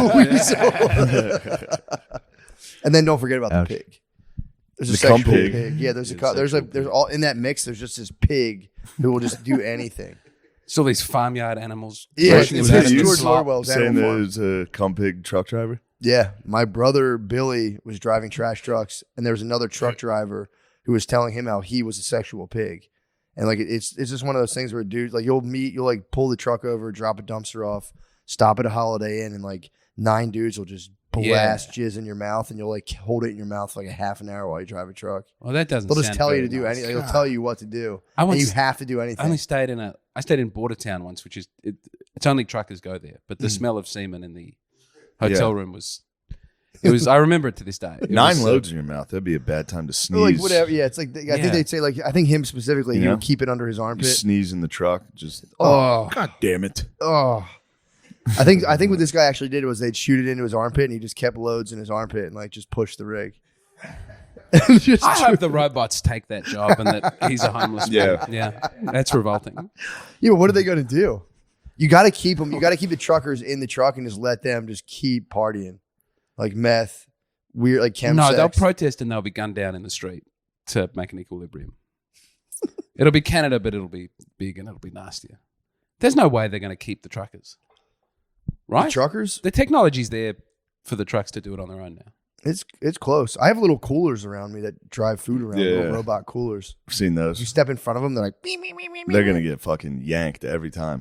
Yeah, I would. Well, here they could get those things in Philly. Would be so funny. Yeah. Coolers of like sushi, just getting Just fucking stolen every jacked. single time. Just a couple cowboys, I'm like yeehaw. Yeah. Do you have the delivery robots? Yeah. Do they get taken? No, in my area they don't get taken or messed with. Do drones come and drop things at your house? And then Haven't fly seen away? that. Oh, Haven't yeah. seen that yet. We have I'd like all. to This see is that. the future. This is America. True. We have drones everywhere dropping off all types of packages. We had 2 robots at our hospital. Like we built it was the most expensive building in the world. It was top 3. No, it wasn't. No, it was. It was a big blowout. Most expensive building in the It was world the, it was was in the third fucking most. Australia. It was the third most expensive building in the world. It was a hospital, and they That was your they tax did it dollars, with by the way, animated. never say. I know we're very unhappy about it, but they built like robots that would move around and help people, and then immediately one of the robots, I think, fell down an elevator shaft and was destroyed, Oh no. or like someone stole the robot. But yeah, it was the third. Adelaide, where I'm from, had 2 of the top 10 most expensive buildings. What were the ever. robots there to do? There's a lot of corruption, I think, going into it. It's true. Are you looking it up? Look up the Maya Centre and look up the Adelaide Hospital. What were This the isn't robots true function? according to our research. Yeah, true. We got to check this out. American research at its finest. What were the names of the buildings again? The Adelaide Hospital, Royal Adelaide Hospital, the new Royal Adelaide Hospital, and the Maya Centre, which was so expensive it caused our state bank to collapse. And then no one built a new building in Adelaide for another 15 years afterwards. Oh, it's the MAYA Center. MYER. It was Meyer Center. It's like a department store, but it has a big gap in the middle. So it was meant to be, you can walk around, and there was a roller coaster on the inside, which they shut down because a lot of people were using it for suicide. You guys tried to have awesome Mall of Australia. The They Mall tried of to do a Australia. mall, like Yeah. we have like a We have like, Mall of America. Dude, we have so many indoor fucking roller coasters and malls that we. This can't is do. crazy. Yeah. I hate it. Why? What are you talking about, dude? Nothing in Adelaide is. Boys, hit him with the stats. Come on, man. Look at this. Lamisi's on your ass. You have it, right, Lamisi? The Maya Center cost like $1 billion in 91. Jesus. When $1 billion meant something. It goes like Burj Khalifa, something else, Adelaide Hospital. It's the most expensive in Australia. No, I'm telling you. Don't you talk down on my home. Dude, I don't know. We're looking at the. We're 20 talking USD here. Yeah, We're not talking made up Australia money. We're not talking McDonald's money. $2.4 billion.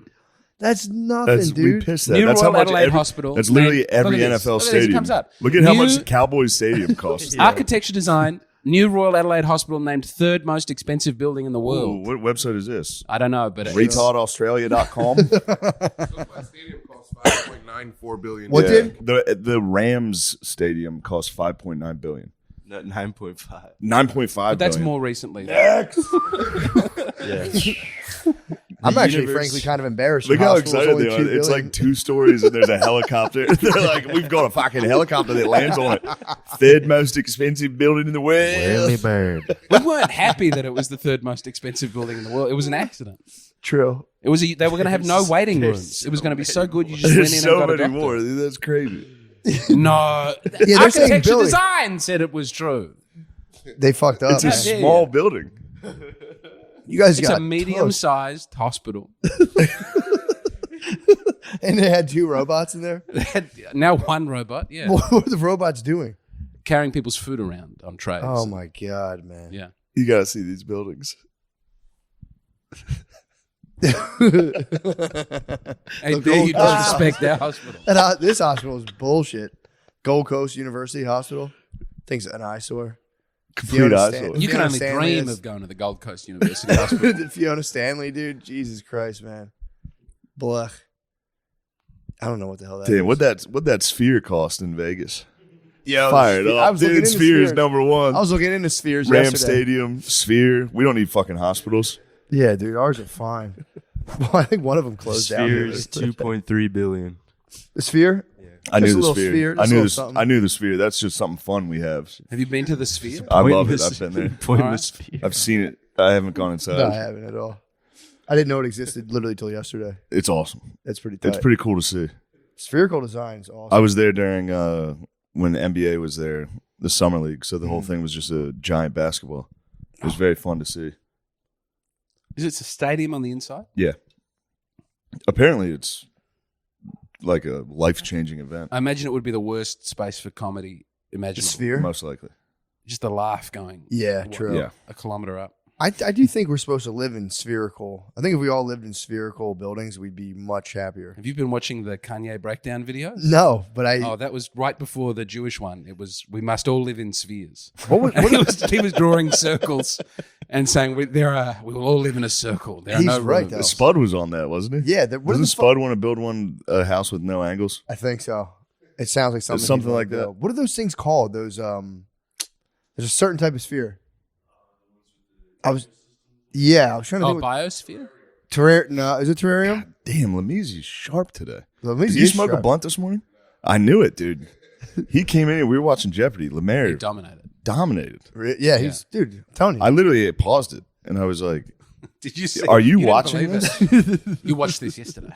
He got You were very judgmental. sabbatical. I didn't even think he knew. yeah, man. Couldn't believe it. He was in my study, dude, for fucking months. He was in my study. There was That was a there was a sabbatical. TV show column. I plowed through it. He plowed through it, dude. Fuck. So But yeah, architect. you've been you debunked. guys, yeah, You're you've now been debunked. totally. You didn't. Being I a was. liar. I was upset you didn't like University Challenge. I mean, was difficult for He me. put on. it's University Challenge. It's this It's the greatest British. television show. That It's like England's British ever- Jeopardy. Yeah. For geniuses from like Oxford and Cambridge. I couldn't even understand the question. How'd you like it? Was it? That's my favorite show. Were you nailing any of them? I watch it with my wife. It is. I understand why you like it. It is. You were right. It is soothing to see autistic British guys. And then when you get one that they don't get, you feel better than someone who's defined their whole life on being really smart. True. Yeah. And you just turn it off and like, yeah, I knew I was smarter. And the host is very judgmental. He had to he retire. Is a dickhead. He was. Did you ever watch the Russell Brand interview where the guy's going, "What about voting? Don't you?" That was a big. Russell Brand was anti-voting, and he grilled Russell Brand.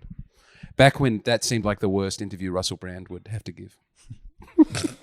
He got into some hot water, but I think he got right out of it. Russell Brand. Mm-hmm. He fucked Hermione. Did he? Not the actor. He fucked the character Hermione from Harry Potter. She was using her time turner to get out of class. And she fucked Russell Brand.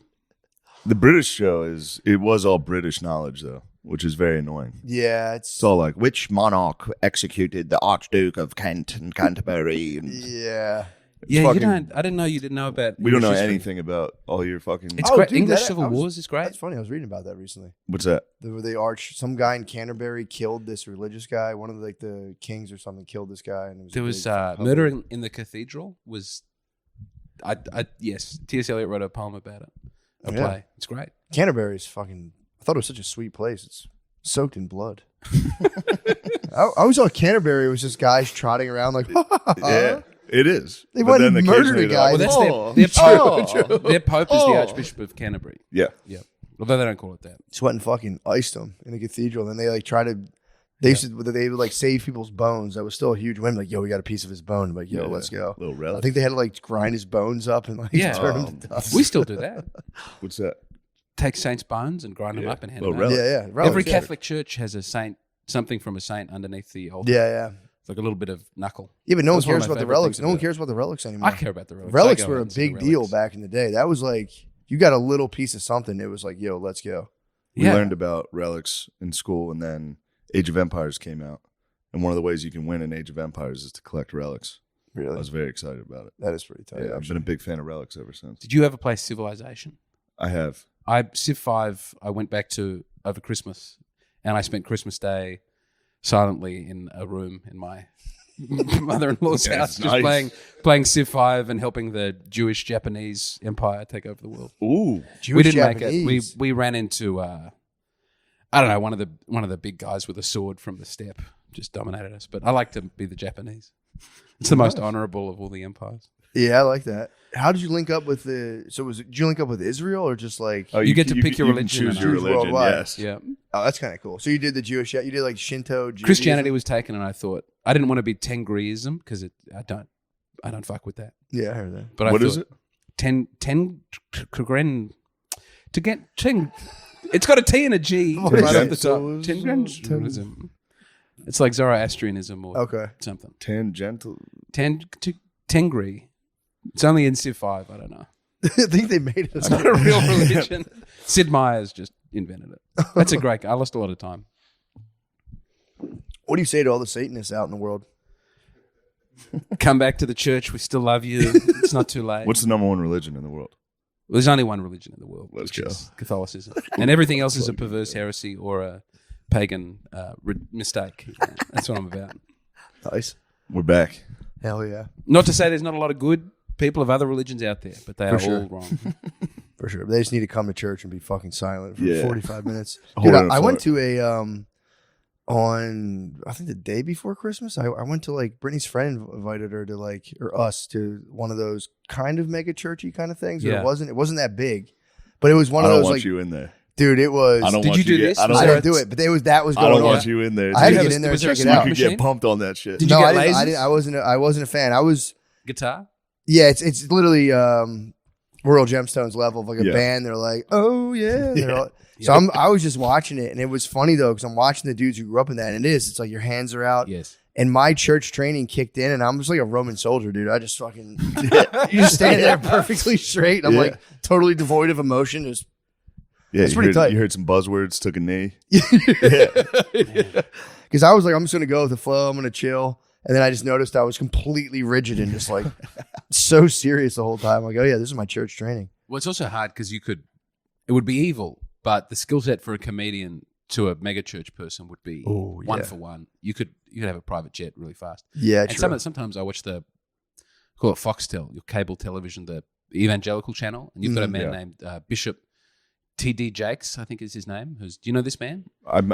He's a big fat black guy, and he's the most charismatic man, Yeah. maybe in the world. That's nice. Yeah. Yeah, we had a believe it or not, the I don't know what they call it there. I guess like the homily or whatever was just a dude on a giant screen. Yeah. No dude in person. Oh, Wasn't there. okay. It was just dude on screen. And So they call it church planting, and because it's all based around the charisma of the one guy, they'll have their like one big mega church, and then they'll have other churches around the country, and all you do is turn up, and they put the TV on, and you watch the guy do his. Yeah, thing. they had the band was in person, and then they had like a. How was the band? The band kind of slapped, dude. I don't want to. The band was kind of. I don't want to. It was just Christmas carols. They were just ripping Christmas carols live, and I was like, Little drummer boy was going hard. That Yeah, rules. it was cool. And then an area. This was kind of suspect. They have an area where you can like drop your kids off, and their kids will play. So I was kind of like, Yeah. what are you weirdos doing over there? I went to one. But that was that just kinda cool, free daycare. I don't want to use the word segregate. They split the kids up into. It was like the 0 to 3, and then it was like 4 Yes, to they tried to something. do that, but we made them take both our kids together. We're like, no, we're not separating. Did you have Sunday school in the Catholic? But didn't the kids are all at the mass the whole time from start to finish? Yeah, there was a couple times they would make the kids leave. Really? I don't care. And they would do that. Yeah, I remember being very little. No. We would have to go to the gym. Kids should be there for the We'd whole. sit mass. on the basketball court, and they would, Just we had, talk to you. we had a priest who used to Jesus out, and he would be like, all the kids come up while I do the homily, and they'd sit at his feet, I hate and he that. would just I hate fucking that. Oh boy, Lord with the headset on, and he Yeah. would just talk. He That had was a it. He headset? did- Nah. Yeah, he would headset out and step out in front of. He'd have just like kids Damn. sitting down, so they'd all sit and like fuck around, and he just would talk. He didn't do anything. The weird. priest should have his face to the wall the whole time. I agree. I agree. I'm a big. You're Latin mass. I'm a Latin mass person. True. Face to the wall and just fucking squeezing. It's not his about nuts. him. We're all here together. Yeah, he can do whatever he. As Shia soon as he's LaBeouf's doing the about mass. it too. He's a Latin mass man. Yeah, that was what's his name? Bishop Robert Barron. He did a big thing about I don't like the new mass. It's like they're trying to sell me a car. Yeah. And then sadly, the Padre Pio movie was not great. Was it not? No, I was just gonna say I liked it no matter what. Just I the haters. had very high threshold for being able to forgive it being a bad Looked movie. like it was a very low budget. He was great. Yeah. The Shia movie- was great. The movie stunk. Shia's great in everything. True. The movie stunk though. Movie was really very bad. What was it about? What was the? It was like about revolutionary Italians and how Padre Pio is a good man and cries a lot. But also everyone else is putting on a fake Italian accent. Or they're really Italian, but they're Really? Padre Pio, why don't you come to help? And Shia LaBeouf doesn't do the accent. He's like, get out of here. Satan, get behind me. Like, please, Padre. What is Just that? do it. Yeah. Yeah. So that is cool. Padre. That's so funny. Yeah. And he's just like, no. He's Yeah, like, exactly. I don't want to do the accent. It's not real. And they let him not do it because he's Shia LaBeouf. That would have been the funniest thing of him being like, oh, I don't know. It might have been nice. That would have been very. They all did Borat accents. I don't have a wife. Yeah, help my wife.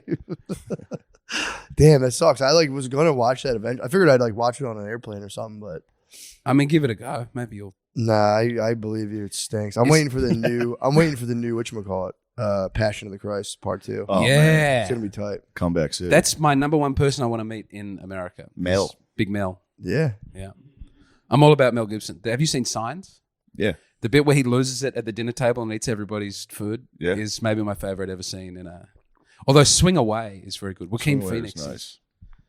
Oh, Joaquin it's the best Phoenix. movie. A lot of people are hating on Napoleon, dude. Still, I haven't seen the it. yet. Napoleon movie. Let him hate. Yeah, dude. A lot It's of people.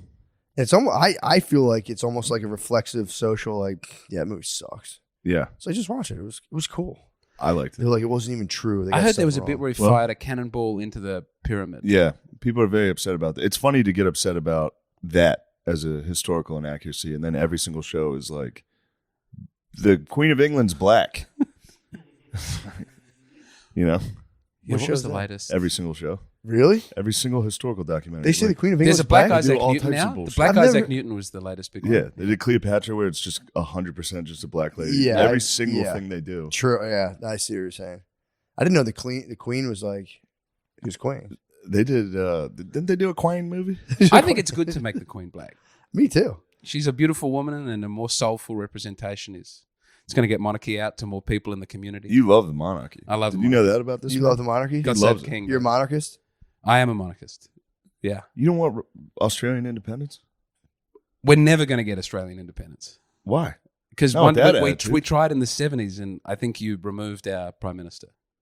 What did you guys try All to do? bad. What was the try? You eased him out the door. Did Sorry? you guys dump the tea in the harbor? No, we keep trying to have a vote on it, and we had a vote in the 90s and we got rid of it. But for us to be a republic, it would just be like our woke middle class. Yeah. People would run the show, and now we get to deprive them one thing that they want. So, Kind of nice. Ooh, so I'm you very like happy the right wing angle of the monarchy? yes. Ooh. I like big fancy hats. I mean, that is the first estate. It is the most right wing thing. Is the monarchy? True. Yeah. That's where they were sitting in the court. True. Big what are your robes. thoughts on Franco? Hmm? Franco, the Catholic fascist. Well, he's a phalangist, first of all. What's a phalangist? And that was very similar to a fascist. I think there's a stronger defense for Salazar, who was the dictator of Portugal. But Franco was allowed to be there till the 70s, right? Yeah, he made it. Yeah. I have no serious complaints about Franco. That might get me in trouble. Spanish He stayed people out of get- he stayed out of World War II. Yeah. He didn't have a problem with the Jews, as far as I'm aware. That's pretty nice. True. He kept his gripes to himself. It's nice- Great nice, uniforms. He stopped people massacring nuns in the street. That's nice. I mean, This is your Kanye. This is your Kanye. It's my moment. Kanye I moment. love Franco. Why were people massacring nuns? because you can't trust Republican Spanish people. They just wanted to do it. True that. Yeah, they were nasty They wanted communists. to get away. Yeah. Yeah. Yeah, I do like that. I like when France did that whole thing where they tried to like set up a whole new calendar based on like 10 Cult days. of the Supreme Being. Yeah, the fucking 10-day periods, and it was like they would be like, today is the day of rationality. Everybody celebrate in the streets. It was like, How do you hate monarchy and love Napoleon? He made himself an emperor. What do you, I love the. He got crowned. I don't. I like looking at history about Napoleon. You don't worship the man? No, Okay. I have a little bit This is of the Napoleon United States, worship. brother. it's a good distinction. this is the United States, brother. True. I would love it if you had a king. You would have such a great king. You would have such good parades. We did have a king, brother. He We got did have a fucking king, cheated. and he got fucking exiled. You deserve your own. He got sent. To, Oh, you were talking about Yeah, he got sent to Elba. He'll be back. Yeah, true. the return of the king. He's coming back. He for real might win. Like very Yeah, he just got one vote from Australia. true. I don't Just get to got vote. a new I vote. don't get to vote. You got to hurry up and get in there. Yeah, dude. I'll try and get a green card. Do a mail-in. They'll let you vote. The Dems will give you. They'll probably they'll let me vote 5 or 6 times if they think I'm voting Yeah. for the candidate they want. The Dems are going I to pass don't laws. believe that your elections are real. You don't have an independent. Can I say? Is that? What? You can say it, whatever you want. Yeah, like there's so much room. What? There's a lot of room for hijinks. No. You know, I'll tell you what happens. No. Dude, don't bring that crap to us. All right. Here's what happens. All right, You I'm just have to having get fun home with from it. your job and you put your little tool pouch down. Yeah. You walk in, you go, it's about time I shared a piece of my mind. The guy in Washington goes, oh crap, Joe just voted for this. And then just Yeah. 1-to-1, no fucking There's monkey nothing business. else. You should get together in a room and all raise your hands. I True. think Well, that's how you should. You Sorry, would not like you would like that. straight up. Yeah, and you in would a- like in a that. non- I love democracy. Right, so I think Franco peacefully handed power back over at the right time. And so what about that? That's pretty cool. You know, I was in Spain, and a lot of guys are still very, very pro Franco. the Italians love Mussolini. And they Not will let you everybody, know. but a lot of them do. They still go to Mussolini's. They still venerate Mussolini. But back to what we were talking about a second ago. There's a lot of things me and Matt will joke about on this podcast, and we don't fucking joke about election fraud. Okay, So never do that again. you only take election fraud very seriously as a problem. Very Yes. seriously. Okay. No, not as a problem. It's not a problem. I've never voted because of it. Yeah, neither of us have ever voted once. I refuse to vote until everyone Yeah. accept that there's no election fraud You in this country. can't be against monarchy and in favor of republic if you refuse to participate in your democracy. That's the point of it, though. We're allowed No, to. no, no. We cannot participate if they suck. True. We can go, these they guys suck if you don't participate. No, they don't. There's nothing we can do Our about it. democracy You is could get going involved. You well. could run. What are you talking about? Look at our democracy right now. It's going fantastic. Yeah. I think either one of you could run. To We have be the a oldest congressman and have a president good in the time with world road. right now, dude. We have the oldest fucking guy ever. You know how hard He's that is to very- keep that guy active? That's such a testament to science's real. I watched the Conan True. interview with him, and I had to stop. It was too sad. It Which is sad interview? to watch. Conan O'Brien interviewed him. Did he really? Yeah, and Biden is mumbling and smiling, and And they have a very greasy lens on so that they both look like. Really? Yeah. Why would they have a greasy lens? So he's not as wrinkly. so you can't see his. Oh, really? His true skin. It's like every other Conan video is crisp and clear and HD, and then the Biden one, and it's like the second Sex and the City movie where you can't really make out. If you want to see the the hologram, just fucking zoom in and out. Someone told me Howie Mandel has a hologram business. He does. Did you tell me that? Who No, told me I that? didn't. Sam Talent or Matthew. He does have a hologram. That's cool. business, yeah. I started watching Deal or No Deal after the It's a episode great you show. did with him. It's the most high intensity Deal or show. No Deal is it's a great just show. full blown degenerate gambling in the evening on television for families. There's the worst show ever. What was that show where the lie detector show? Dude, they had to stop that. It was. That was they ruining would bring. families. They Yes. would bring couples on and hook the wife up or the husband up to a lie detector We just ask if and you've been ask them fucking like, around. "Have you been cheating?" And if they answer correctly Yeah. and tell the truth to what the lie detector said, they advance and get more money. Ah, Moment of truth. Yeah. So there's questions like, have you cheated on your husband? And the husband will be like, because you can stop. You can say, I'm done answering. oh, And tap out and you don't get the money. Or you can get the bag. Or you can secure the bag. So sometimes the families vote on on what? like, go ahead, mom.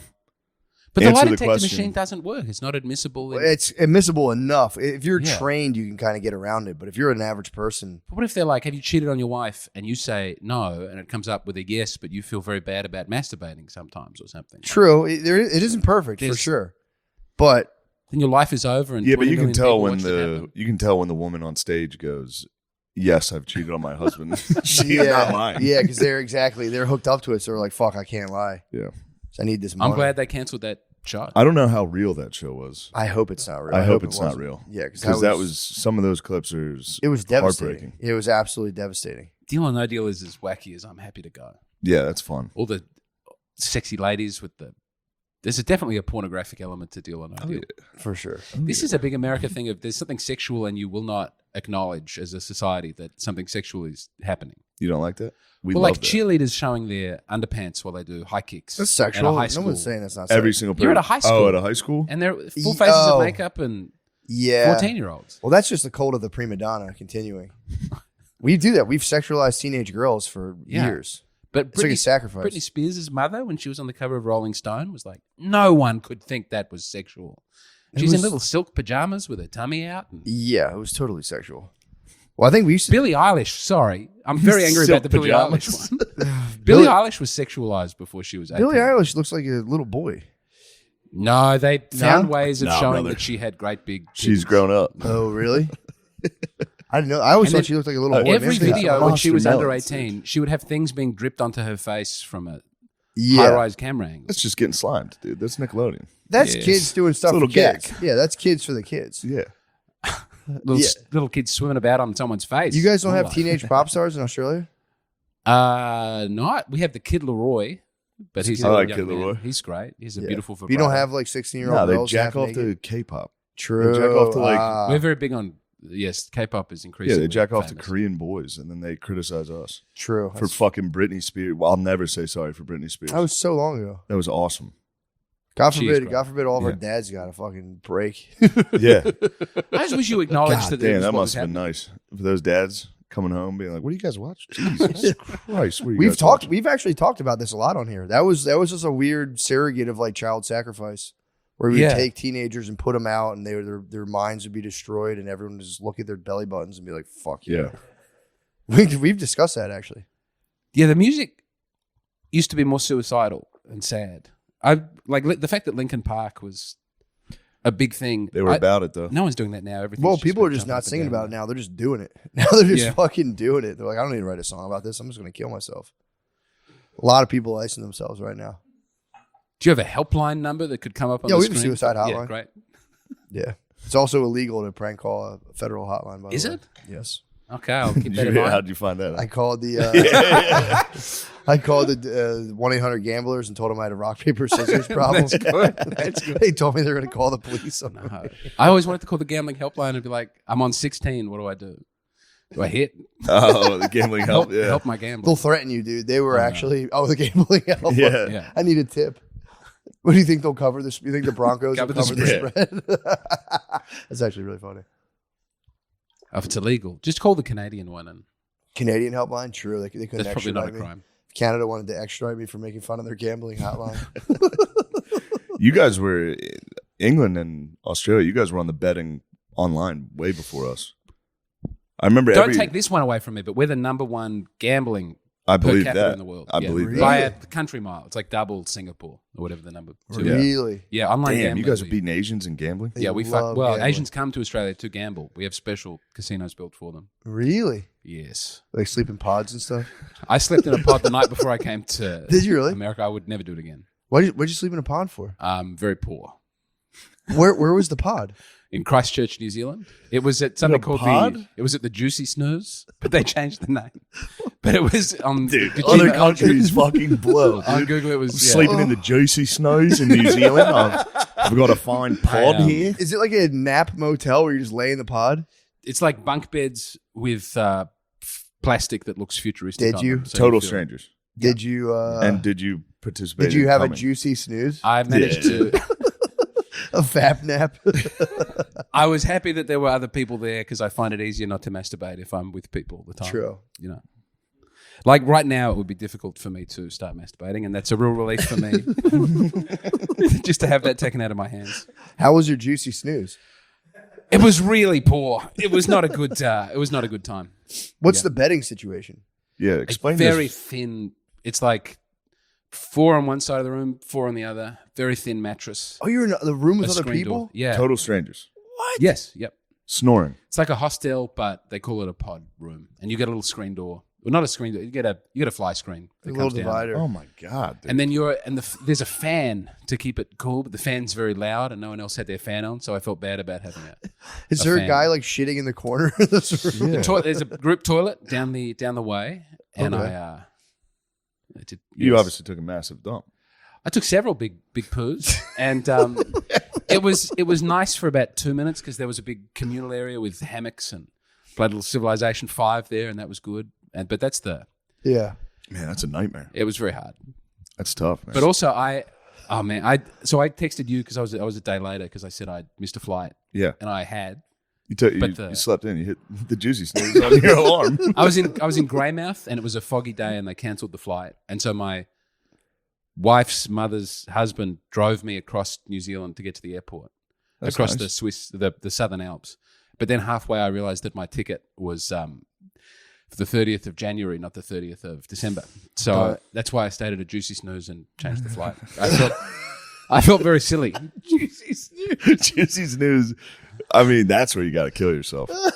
That's a sad fucking. The good place, people dude. of the Juicy Snooze were very kind to me, and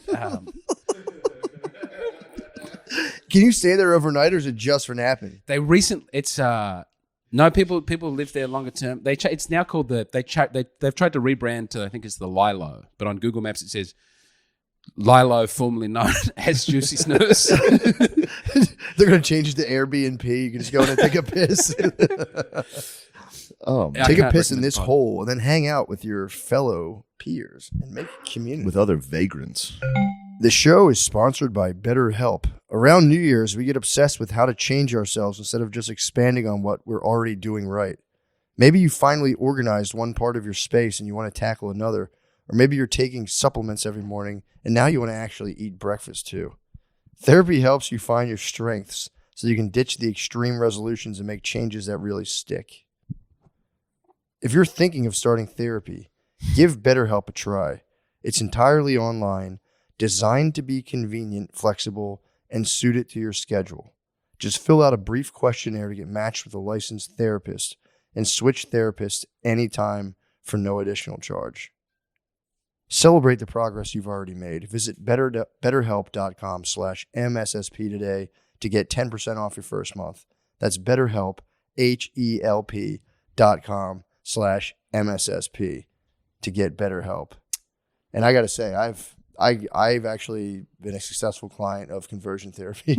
Yeah.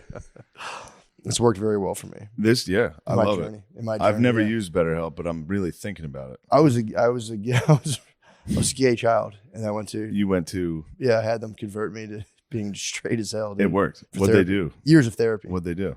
They shocked my nipples, and maybe Thanks, BetterHelp. Thank you.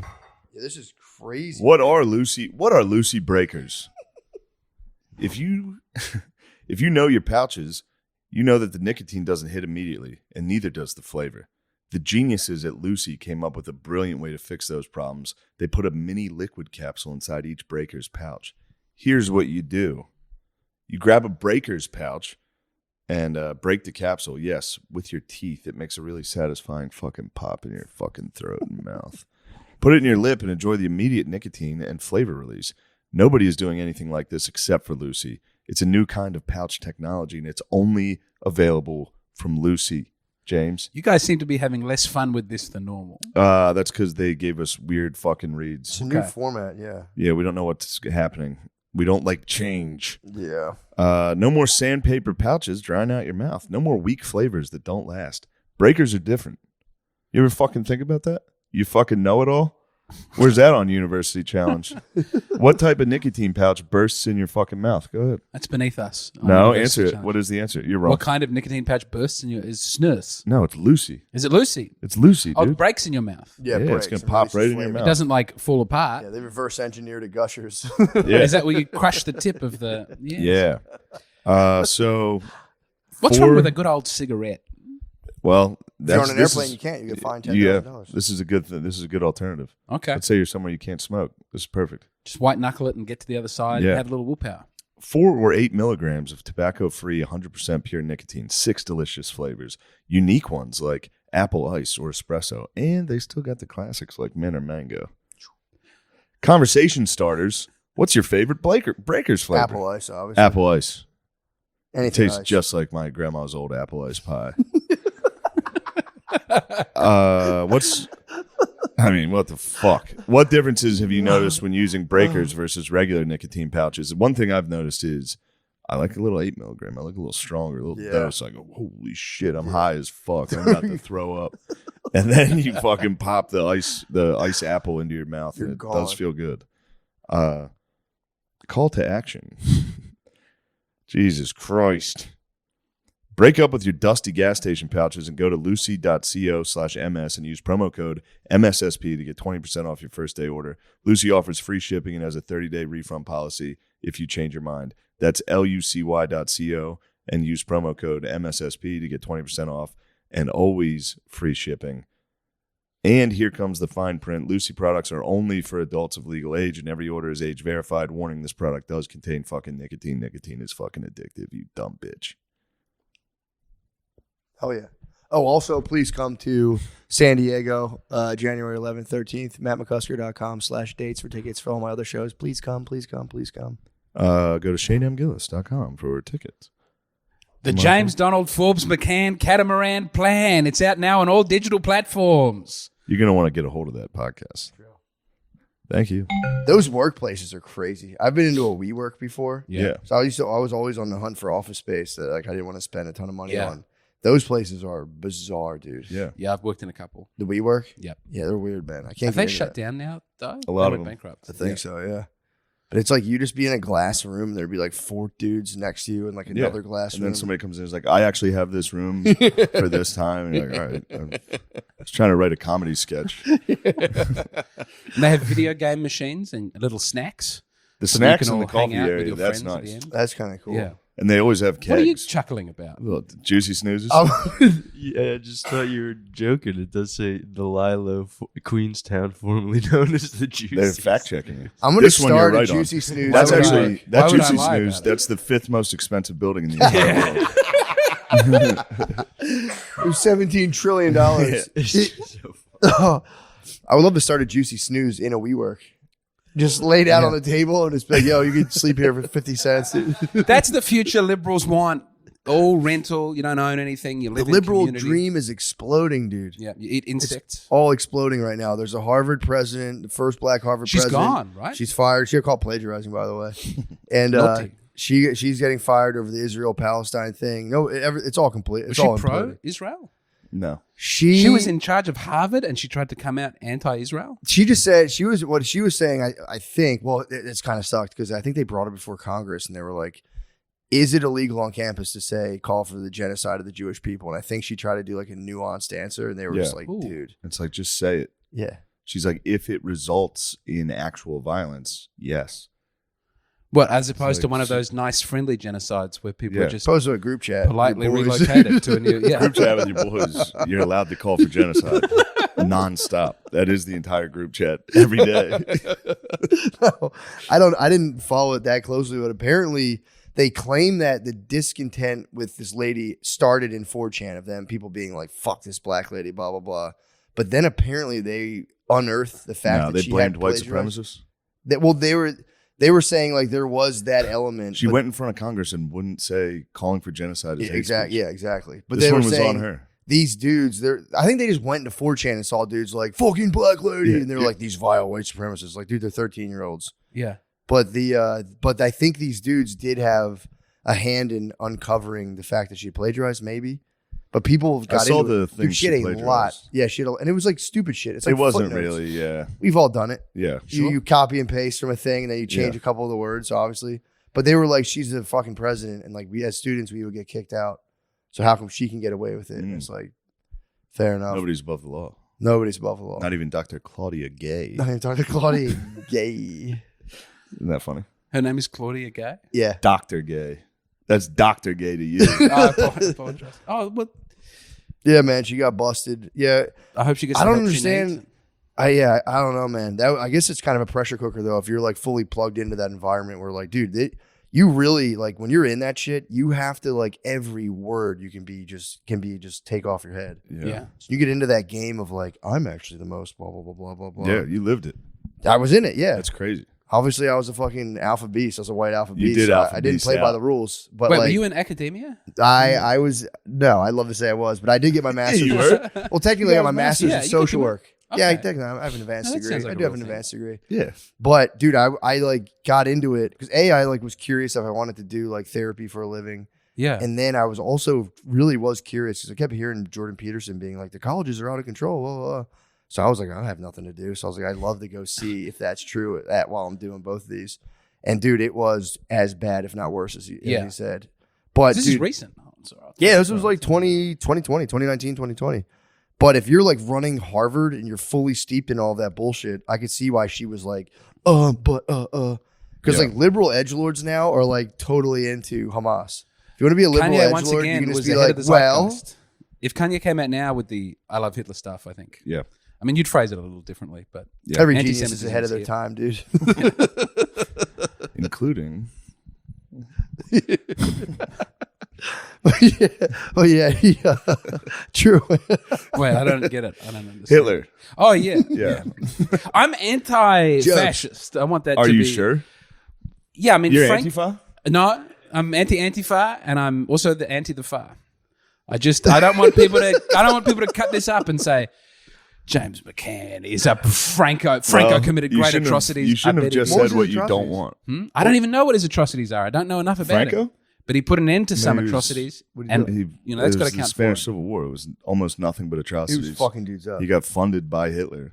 What? But then he Yeah. turned around and he said, "I'm not helping you now, Hitler." I mean, can we give him That's a little because credit? it was He tricked it was Hitler. like right before the World War II. They still had to fix their entire country. Otherwise, they would have participated. I mean, they could have. There's no. Here's what I They, will they say. definitely could have helped. in If some way. Franco was a good guy, he would have helped Hitler. I think Franco After helped all the Hitler Allies. did for Franco, If he kept his word, you're you're telling saying. me this guy's a good This guy? guy's not only a Your word fascist, is he's a bond. You're traitor. saying your word The is worst bond. kind. treacherous. And now a fascist of his word. Everybody turned on Adolf. The Wops, the Spaniards. There's a They did. I mean, he had it coming. He was getting a little out of He pigged. control. And He he pigged pigged out He pretty pigged out, hard, dude. He pigged. He for sure pigged out. He was pigged wrong. out. He was wrong, all right? No one's defending the man. He was wrong. He was I so agree. wrong. He was so wrong. Hitler? Yeah. Yes. And didn't he kind of didn't Hitler kind of cause the state of Israel in a way? You know the word was a little Holocaust. before. The word Holocaust Okay, they means started before. But then I don't want to get eventually- into Why this. wasn't I don't Hitler wanna trying to do get that. I don't wanna say that. Israel? He was trying to relocate people to Mozambique. A lot of countries were offered to take all of the Jews in Germany and said no, including Australia. Well, that's how it works. Yeah. You can't just be like, "Hey, we're giving you all these people." Other countries are going to go, no. No. They I mean, don't I think wish he was going to kill him if they didn't. When Hong Yeah. Kong And then was I being think they invaded, found though, out a lot of that people he came out and was, and they said, still were like, "We'll take all the Hong Kong." Yeah. yeah. It's also crazy too to thanks. like. I mean, you could take any group of people and be like, by the way, we got to take a whole ethnicity and put people are like, well, what's going on? Yeah. What is going on? Why? It just sounds insane. I think we have a unique country for it would actually work pretty well. Yeah. Why did you guys deny them? That's fucked up. I agree. I think we should have helped. You guys would have been crushing. You guys could have been Little Israel. You guys actually might have the third most expensive building in the world if you had done that. If you had done that, you'd have several expensive buildings. Don't you ever question the expensiveness of the Royal Adelaide Hospital? That is so fun. That phone call must have been so funny of Hitler being like, takes these Jews. Like, Yeah. what? No, we're Yeah. not taking the Jews. Now listen, Adolf. We're not going to take the Jews off your hands. You're going to have to deal with them. Now, don't do anything brash. Why are we Al Capone? Because it was around then. Do you think they started trading too? You think they were offering other It trades? was 1930s. What? We'll give you. Just like, well, we got like 40,000 Mexican guys. Yeah. They're like, what? No, we don't want them. If Hitler only knew. It was a good. You Oh don't want my those God, Mexicans. bro. He would have been able to build all his little architectural dreams. They would have been. Sometimes fine. I do look at the Nazi megastructures, and the stadium that was going to house like 500,000 people. And like a dome. It's now a Wasn't it like a swamp. dome stadium. They're doing a he dome, too? invented the sphere. He was getting rowdy. He was going to build the sickest shit ever. Oh, do you know about the V3? But at rocket? what cost? You know. Yeah, true, true. The V3. What was What the about V3? So they had the V1 and the V2, Yeah. but then the V3 was going to be a huge, like fixed. It's like a 10-mile long tube that was just a cannon that fired directly into That's- London hold on. over and over again. So in this Hitler book, that's the best part is he thinks he's the greatest architect of all time. Yeah, yeah. And literally all he does is like make it the biggest one. Like no matter what it is, he's like, but what if we made it fucking huge? And I forget the guy. Who was the guy that was like the great architect? Yeah. And he was Hitler. Hitler loved this guy. And was like, you and me are basically the same. We're great architects. Yeah, we're great architects. I want your opinion on this. And he'd be like, what if we built a gun, but it was fucking a mile long? It's like if a 6-year-old got to be in charge of the economy. And his boy had to be like, yeah, that's a great What if there idea. was a road and you could just go as fast as you want? No one can stop you. All he did, True. all he did was keep coming up with the dumbest fucking ideas possible, and everybody had to be like, "Yes, das is good." After the Damn. big blimp, they might have The big reined it blimp back a was- little bit. He was going to shoot those big Mario bullets with faces on them Yes. in London. I swear to God, yes, those were like the types of ideas he was having. I didn't know about this stuff. Yeah, he thought he was the greatest architect in the world. never And really- towards the end of World War II, he would keep telling people, he's like, "This should have never even fucking happened. I should be an architect right now, but fucking Churchill did all this to us. Now I have to fight." All he wanted to be was a sick architect. Big ass And build the buildings. dome. He would love Vegas. He would love Oh that my sphere. God. He'd love all the giant fake bullshit everywhere. I think there would be things about Vegas that he would be disappointed with. That would be a good movie where, architecturally. dude, that's a good movie where a guy goes back in time to kill Hitler, but like slips and hits his head, and then Hitler just walks through a time machine portal and comes back into the present day and has to be like, wow. I like that. And like, what did I do? That'd be a cool movie. That is. Hitler. I'm trying to and think Vegas. of There's a big thing. German He would film love where SoFi I think Stadium. they made that. Look Who's Back. There's a German movie about Hitler wakes up in the present. Oh, really? Like Yeah. he dies, but then I've and then there's a seen time. footage of a guy dressed like Hitler walking through. Yeah. It looks like it's from a movie. That's so Walking funny. through like current. Yeah. No. No, I also abstained from Jojo Rabbit. What's Jojo Rabbit? Taika Waititi's. I kind of liked it. I like Taika Waititi a lot. I didn't like the Thor movies, but Hunt for the Wilder People is great. Why'd you abstain from Jojo Rabbit? I just I looked at the trailer and I didn't want to. Scarlett Johansson is lovely, and I couldn't control myself if I was watching her in a film. Can do some masturbatory episode. All dressed up like a sweet 1930s matron with honor and dignity and Oh my purity. God. I've been away for a long time. I miss James. my sweet wife. James, no. There was I used to work for a website that would like attack, like sort of like a BuzzFeed type thing, where you would just like pick someone and hate them. Yeah. And I got there just after the woke thing had happened, and it was all like, you know, when the fappening occurred, they were like, "How dare! Oh. No one should look at these pictures." Yeah. But like 2 years before that, Scarlett Johansson's nudes had leaked, and I looked up at what my company had said about it, and they were like, Sometimes hackers use their powers for good. Look at these absolutely beautiful big Mazumbas on Scarlett Johansson. And then within 2 years, without ever taking the other one down and saying, it's wrong to look at stolen naked photographs. Yeah. That was just, in 2011, you could do that. In 2012, it was over. Yeah, they said that was the de facto. They dropped the hammer. Like, yo, if they tell you the hottest celebrity is naked, don't look. Don't Google it. Don't Google it. You're a piece of shit. What if you just Google a witness and just never talk about it? Check it out. Wait, Google witness? I've never looked. No, like you just Google it and then you witness the photos. Oh, like yes. Don't share them. Just look at them and go nice, and then just keep it to yourself. I couldn't keep it to myself. True. You sung it from the mountain. I'm trying to live. I'm going to ask in future what the. I shouldn't have gone to that Kill Tony show with all the. There were a lot of ladies with their bottoms out. Yeah. I was not prepared for that. None of us were. Yes. You'll see me, dude. I kept the fucking. Yeah, I slid my night armor my down, very dude. best. Yes. Yeah. It's that hard. is a. They got to start throwing guys in there too, just to keep it balanced. Yeah. Yes, I think a big, beautiful penis would have helped That's what I'm restore saying, normalcy big- for the evening. We did see a penis. Oh yeah. The guy showed us his fucking dong. That was. I still can't wrap my head around how that happened. How he split his dong in half? Yeah, I mean, The story had some. Yeah, he was leaving some stuff out. he said he hit like a bone, like a pelvis bone. Yeah. And then it just kind of. But we saw the size of his penis. Was it a huge penis? or No. Was it normal size? It was bigger, but It was injured too, so you're gonna think it's swollen from injury. Yeah, Yeah, it was. Yeah. It was cool. I'd love to show my penis and have it look like that one time to people, but like, yeah. it was like wrapped in gauze, and It it's was when it's lubed injured, it's up. swollen. Yeah. Yeah. I got poison ivy on my dick one time. I know the drill. Yeah. Swells up. You're like, nice. Which of you? Yeah, someone this is- said he was about to get it out for everybody, and then he turned around and just showed the Yeah, I don't- stage. But who yeah. stopped him from? I don't think he was allowed to do that. Okay, Maybe This not. Fucking He might have been. He Cotton did have the wool country. shaft wrapped. That's like a lady True. wearing. But your head's your nipple. Yeah, it is. Mushroom tips What? your nipple. So Yeah. you can show. You can You show. could, if you just shaft. put tape over the tip of your dick, you can yes. show your Like dick. a the stripper. testicle is Yeah. the décolletage of the penis. Certainly is. Yeah, I think you can't show your glans, but I think you can. I show don't your- think this is true. You're allowed to show. Like I You're- think yes, like the Matt's first exactly this right. much of your shaft. Oh, where in public? Yeah. Yeah, you can You wear just like, wear the bumpsters. you can wear wear the pants that go down to so that just your roots sticking out. Yeah, and then that's that. You got to Yeah. fucking just keep it tight from there. That's an American thing. You should do it. You know, all the cool hot guys over Yeah. here show their dick. No, root. my pubic hair is thick enough that no one would see. wax it. No, I believe in keeping a big, thick. Dude. Guys flaunting a little bit Area. of pubes in public would be so funny. Yeah, it's the new hairy chest. You get a little gold necklace above the penis. I looked. Yeah, women are getting close, dude. They're So it's showing pubic ass hair? cheeks, Yes, the camel toes. Now the pants are like it's normalization for of the camel toes. I had a Yeah. very uncomfortable conversation when I was home for Christmas with my sister. She was going to the gym and her entire vagina was hanging out. you intervened.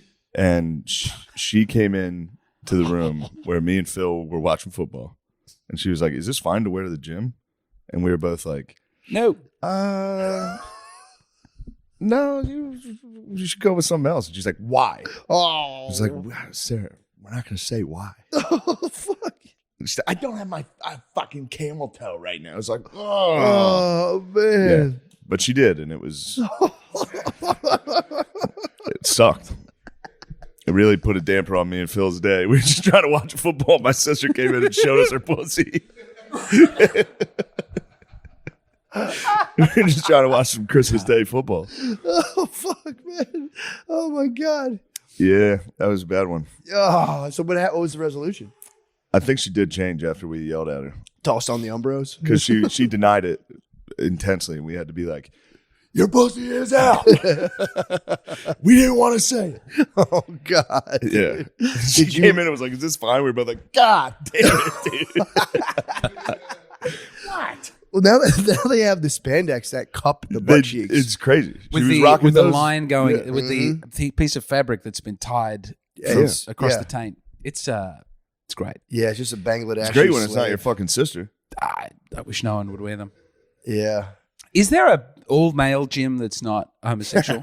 That's where I'd like to go. I just No. want to work out with the boys. I don't want to be. You gotta get in touch with Matt's brother. Yeah, my Yeah. brother Billy found Billy a loves gym that all was dudes apparently gyms. all Patriots during COVID. No one wearing masks. It was Great. all dudes It's in a there Patriots lifting. gym. We did try to tell him it was just all gay men in there, though. Gay patriots. There's definitely a few. I would maybe go to a double gay agents gym in over there. That would gym be with the cool. ladies. I mean, you could start it immediately. As soon as a girl walks in, you can just mad dog her. And be like, "Argh!" Yeah. They would start leaving. If you slam the weights down, you're like, get the fuck out. I did notice that at the mothership there was no trans toilet. That was shocking. But even to the extent that the male and female handicap toilets are different toilets. Really? You don't have a gender neutral handicap. I thought it was nice. I'd never seen the people without legs have to be gendered before. That's just a fun one for me, maybe that I know. What? I don't. I'm so confused. Yeah, I don't In understand. Australia, you have the. There's like male female handicap Okay. or the special toilet, We have handicapped stalls, like a special cubicle, like to a one side. bigger stall. Yeah. We have those. You also don't have a door that closes all the way in the toilet. There's a gap between where the lock is. There's a half inch. Yeah, I know. I don't like that. You're gonna Not run everyone. into that here, and you're gonna make some eye contact with. Who some is that people. for? I don't know, man. It's freaks. Yeah, I don't like when you're in The a bathroom government's stall built and like it. they leave like Oh. that much on it. It's like, Yeah. dude, how is that You just acceptable? watch a guy wash his hands. Yeah, he how's that turns around, acceptable? direct eye contact. I didn't know to expect that, so I was trying to look at which one to go into, and I just You was took a very shit. tired. You took a mother shit. Well, I know. I just saw all these, people's legs, hip, penis, the pooping. You saw a penis. I'd like to think I didn't see a penis, but I don't know what I saw. Were you talking about you were seeing through the crack to the front, or you could see to the next stall? I could see through all of the stalls. Yeah, I don't, dude. When they don't complete through the that, crack in between the door. I like floor to or like Yeah. high, all the way high down to the floor. Yeah, that's They what the have Delta some- Lounge. Yeah, You had the Delta Lounge at the airport. those prime, are nice. Prime shitting. That's the best. Yeah. Just straight to the floor divider. But then you get ones that are set up where it's like huge gaps. Where Yeah. it's like, bro. Or that fucking handle's a little jiggly, little loose. Yeah. That lock comes open while you're dumping. Scary. Dude, Yeah, you go, absolutely not. the hordes, dude. This is World War Z.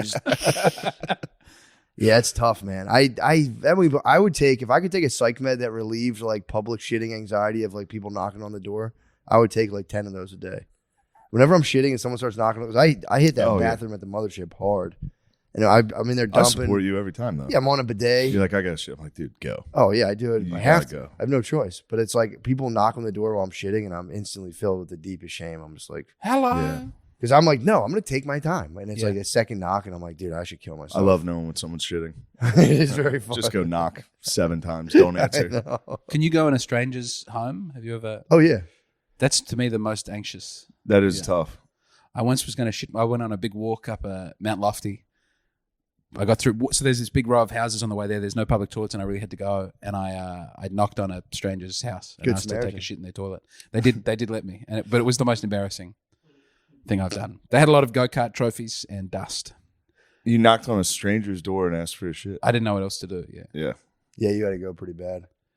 I watched my friend got denied one time. He asked to go to the bathroom. The guy's like, well, what do you got to do? He's like, I got to shit. And he's like, no, get out of here. He's like, you're not coming into my house. He was going to let him do the pee, but he was like, no shit. I think that's reasonable. That's fair. Good for It's- that guy yeah. to stand up. I would hate it if a stranger knocked on the door and was like, I got to shit. brother, I got to blow up your bathroom. I had a guy in Philly ask if he could shower in my house. And I was like, no, dude. I was carrying my groceries. Like, let me help you. And I'm like, I'm good. He's like, come on, man. Don't be like that. Accept help. And I'm like, dude, I'm good for real. He goes, you live with your girl, right? And I was like, yeah, why? He's like, yo, can I shower in there? I was like, dude, get the fuck out of here. I was oh like, my no. God. Just locked my door. Like, Jesus Christ, Yeah. man. What the fuck kind of lead up question's that? So you live with a girl, right? Can I get naked in your house? Yeah. I'm like, no.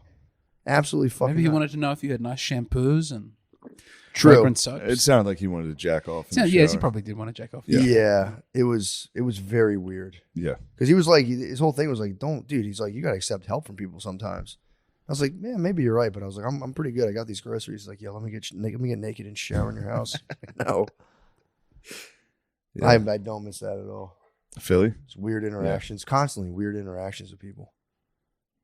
Do they not do that here? Is Austin a more? We both Private. live in a little more suburban, I see. so there's not homeless guys walking outside. Yeah. It's a long drive to the methadone clinic, right? Yeah. Cool. Public restroom stalls like on the streets out here. Yeah. Yeah, that's crazy, right? Wait, you don't have that? No. No, it's I like never for saw homeless one people. It's like before. literally Oh. a thing built. Wait, a like the shit- robot toilets that sing you songs and It's like a phone booth, but It's Yeah. a phone toilet booth in just it. on the street. yeah, we've got them in Yeah. Australia and they sing "What the world needs now is love, sweet love" while you're taking a shit. You Really? close the door. And, Like a porta potty kind of thing? It's got like the door, and then it says you have 15 minutes. And then it's Really? like, They give you 15 minutes? I don't like That's that. the monarchy, dude. That is the monarchy. That's America says, take your time, brother. Yeah.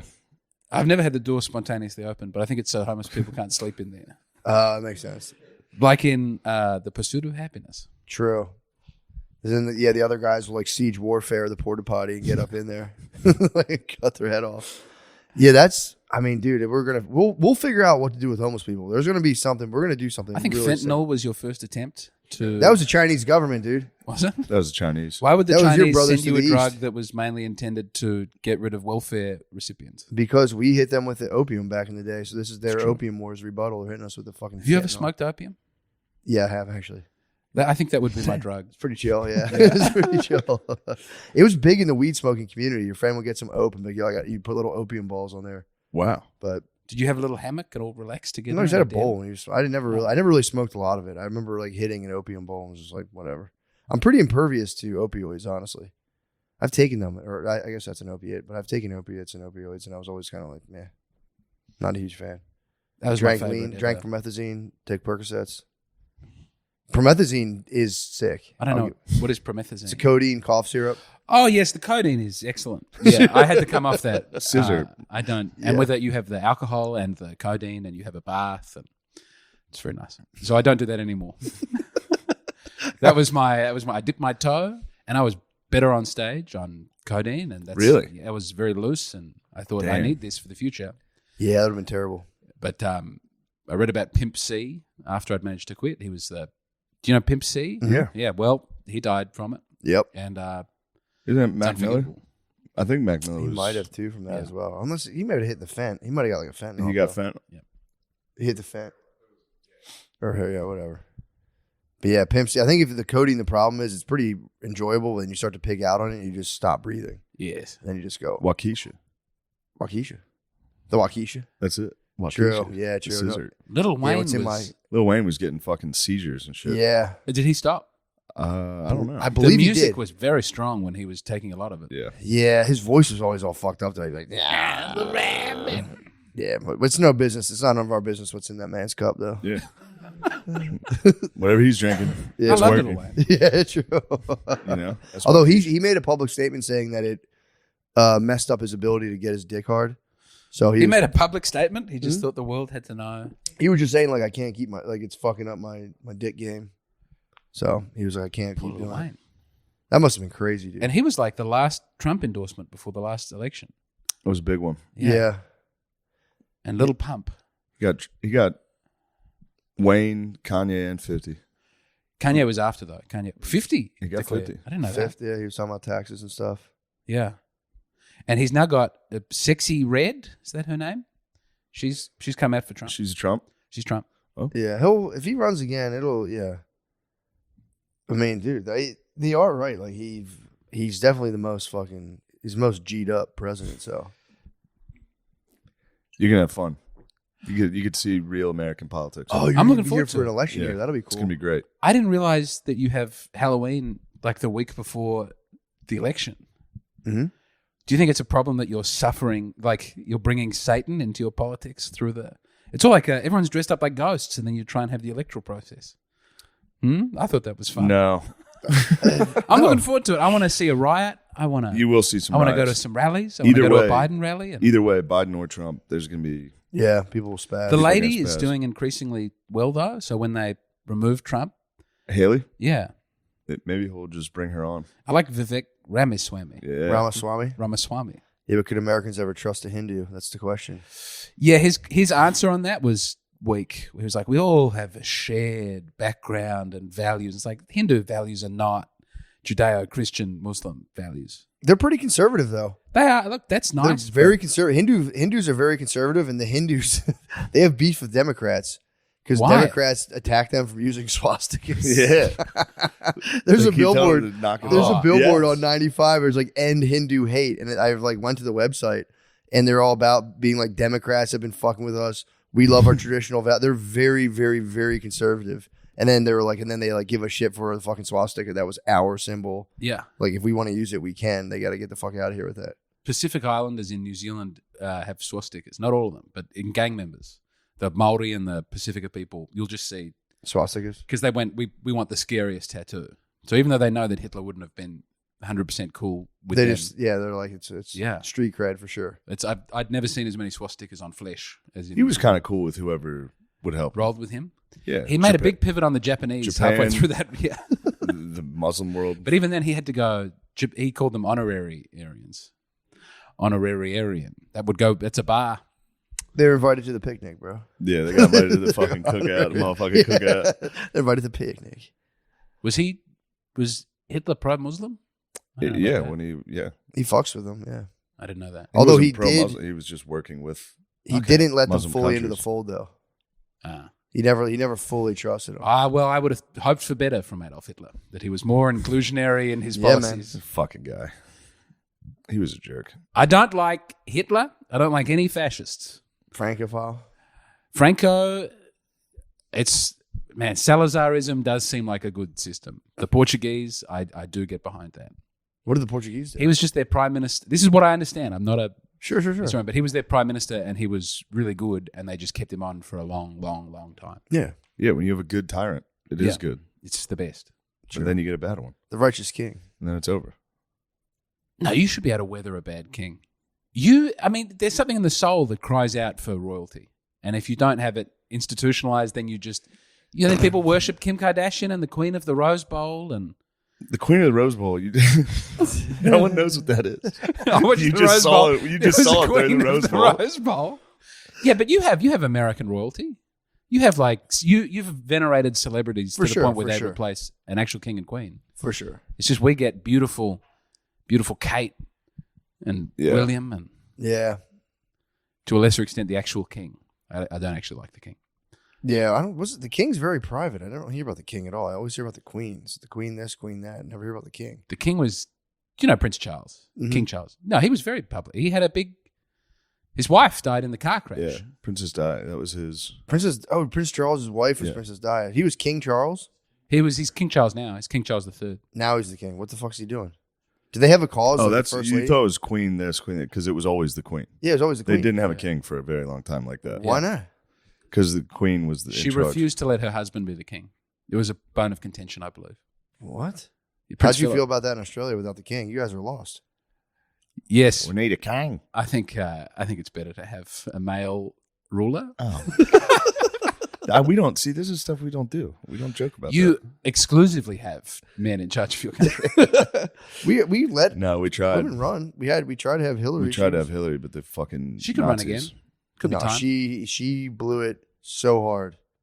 She was so unlikable. She seems fun behind the scenes. Whenever people tell a story about her, she's doing cocaine and shouting about people and real nasty. She could have Yeah. done that and been a boss bitch. Just bullying Yeah. fucking Bill's victims. Keep my fucking husband's name out of your mouth, bitch. We're gonna get this fucking money. When Trump brought the women who made the accusations to the debate, it was the most savage pimping moment I've Yeah. ever. It was Yeah. that was very, very funny. Sat in front row. Yeah, that just got all swept under the rug though. Everyone was just kind of like, politics are complicated. That's Yeah. things happen. Are they releasing the flight logs? Is that really They're happening? supposed to be coming out pretty soon. All right. Yeah, so we'll stay Did tuned. they for come that. out? Lamezi? I thought they already people saw them, so maybe they Yeah. were the fake ones, but I don't know. I was sad that Chris Tucker was on the plane. That was Yeah, I love Chris Tucker. Maybe he was there for non-sexual purposes. yeah, true. And I don't think the flight always went to Little St. James or whatever that island's called. Yeah. Yeah, Maybe. He was Maybe. flying people around the country also. Yeah, but like where? Oh, he had All a over. jet, so he It was like, a jet, Yo. yeah. It wasn't always going to the island. That makes sense. Yeah. He'd be like, yo, I dig rush hour a lot. Yeah. Have you seen what Like, Jackie I'll fly Chan's you up to to? LA. They're probably at a rich person party in New York. He's Yeah. like, we're leaving in You an hop on hour. the jet. Yeah. That's how he gets you to the island, though. And then you get on that island. He goes, we're going south. Yeah. What the hell? He goes, trust me on this. As you've become more successful, has anyone tried to put you on a special airplane and take you to it? No, don't answer. That's Every good. day, dude. Happens to me every Keep that day. stum. Guys, I'm not coming to your pedophile island. Please stop bothering me. Please leave me alone. Yes. Don't even ask. Don't even ask. I'll go down there and smite everybody. I would flip the tables. Yeah. Someone must own that island now, though, right? Huh? Someone must have taken control Yeah, I of that think someone island. bought it. You get that Probably. on a song, right? Oh, yeah. And then you turn into a nice, still be a sex island, but you can just have adults, or just even the elderly. So just really elderly ladies come down like, yo, Brad Pitt. Restore the I got a balance bunch of the island. septuagenarians. Do you want to come down there and have sex with them? Yeah.